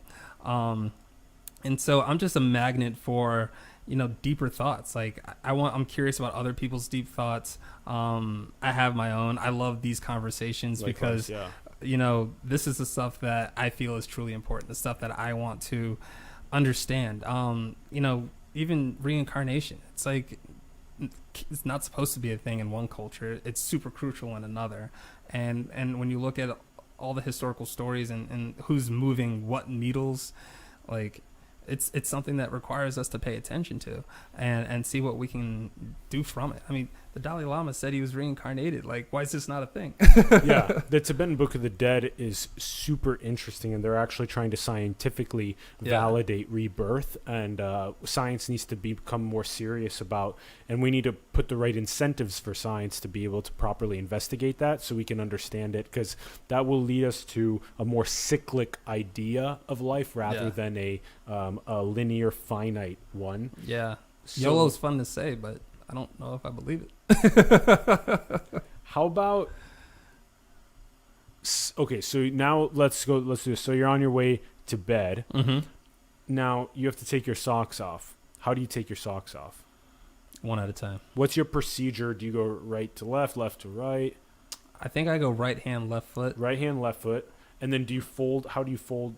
Do you take it off? Do you fold? Do you just throw it? Do you go? Yeah, I yank it off. Reverse? You yank it off. Yeah. So you reverse the sock as you take it. I reverse the sock. Okay, and then you go left to right and take it off. And when you sleep, do you sleep? Yep. Do you sleep naked? Do you sleep in boxers, briefs, t-shirt? How do you sleep? Depends on the season. Okay. Typically shirtless. Okay. Yeah. Normally wearing like, I don't know. I got into pajama pants. Oh, pajamas. Yeah. Yeah. Oh, I'm a interesting. PJ. I should add PJs to the mix. Yeah. Yeah. That's right. Yeah. So I'm a Okay. PJ guy. Okay. I think, you know, in my college days, I just slept in boxers, but I didn't have PJs. So now that I got them. Now you got PJs? Yeah, now we get, my wife gets us the Christmas PJs, so we match. You match, Yeah, the whole family. It's awesome. That's interesting. The whole fam matches at night. We have done matching PJ like movie nights. We might do that tonight. Oh, that's interesting. Depends on how long this has gone and if I'm in trouble when I get home. Yeah. That's a quite an interesting. That's a good way for fam to bond. Matching PJs and movie night. Yeah, that's what's up. Yeah, that's what's up. That's what you do with the wife. That's what you do with the wife. That's what happens. You have fun. We have fun. I love it. And that's what matters. Yes. Yeah. Other thoughts are you getting like 6, 7, 8, 9 hours? How many hours of sleep are you getting? Less than 6. Oh, you're getting less 6 per night. Yeah. Damn. I enjoy staying up. I use my kids as an excuse. My son Axton, he's like, Daddy, you need to go to bed so you're not cranky in the morning. And I'm like, I stay up late so I can enjoy some portion of my day that isn't dictated by you. Yeah. I do like my me time. I crave it, and I've found that if I don't relax, I get more stressed. Like I could sleep for 8 hours, but if I don't chill, if I don't relax, I'm cranky the next day. Yeah. And I've had back pain, so 8 hours of sleep, like the longer I slept in a bed, the more my back would hurt. There's that too. So I got in the habit of sleeping less to dodge the pain and just enjoying the evening. So, I go to bed around 1 on average, and I wake up when the kids come in. So 6:30, sometimes 7. Jeez. Okay. And then the last question is, what is your favorite food? Man, so many words just came to my mind. Lobster. Lobster is my favorite. I went to Brown University. Shout out to Brown.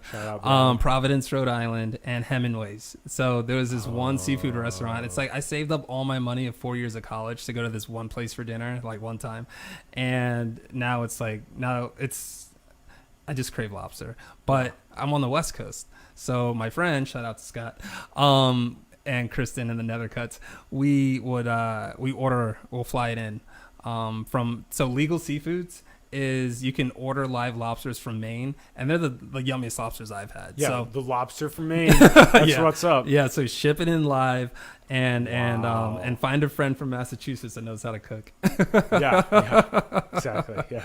Oh wow! So you guys are getting gosh, lobster. Yeah. Oh. So my mom and sister have gone vegan for Thanksgiving, so this will be unique. And then the Saturday or Sunday after, we're doing the lobster tradition. I see. So yeah, I'll be happy by the end of the week. Yeah. That's a novel answer. Love it so far. Yeah, we've only been asking the silly ones in LA for a couple episodes now, but it's a lot of fun. It kind of like loosens up. Like then the show tries to humanize some things. We'll keep thinking of silly things at the end to ask. Sure. Fun stuff. Brandon, fun. Yeah, good. I'm glad you like those, and wow. Euphoria, Psychology of Sound, excellent work. Round 2. Glad we got to unpack. Thanks, man. I'm glad you're doing this so we can have these rounds and these conversations, and they're important. They're Agreed. important. I think if we can have them, other people can have them. I think as each person, makes more mindful conversations and uses mindful words, that's how we create a better world. That's right. Just one thought at a time. Yes. Yeah. One more step towards a more evolved and enlightened state of consciousness and butterfly affecting from that place over and over again. I completely agree. In building the technologies and products that do that help us assist in that process are people like Brandon. So do support him. Guys, the links are in the bio below. Check out those links. Go and download the Euphoria app. The iOS download link is in the bio below. Go download that. You can also check out the white paper, the euphoriaapp.com website, also Brandon's LinkedIn profile. Connect with him there. His email is also in the bio, so reach out to him if you have any collaboration, investor interest, or other interest for your questions or other collab stuff. Reach out. Let us know your thoughts in the comments below on the episode, what you guys think about the psychology of sound. We'd love to hear from you about the things that Brandon was teaching us about. Also, do support the artists, the entrepreneurs, the spiritual leaders, the scientists in your communities and around the world. You can support Simulation. All of our links are below. Support us and go and build the future. Manifest your dreams into the world. We love you very much. Thank you for tuning in. Enjoy life. I think that's it. That's it, Enjoy. my man. Enjoy, exactly. Enjoy life. Manifest your dreams into the world. That's it. Good job, brother. Thanks, man. That was on fire. I love it. Awesome. Thanks, everyone. Peace.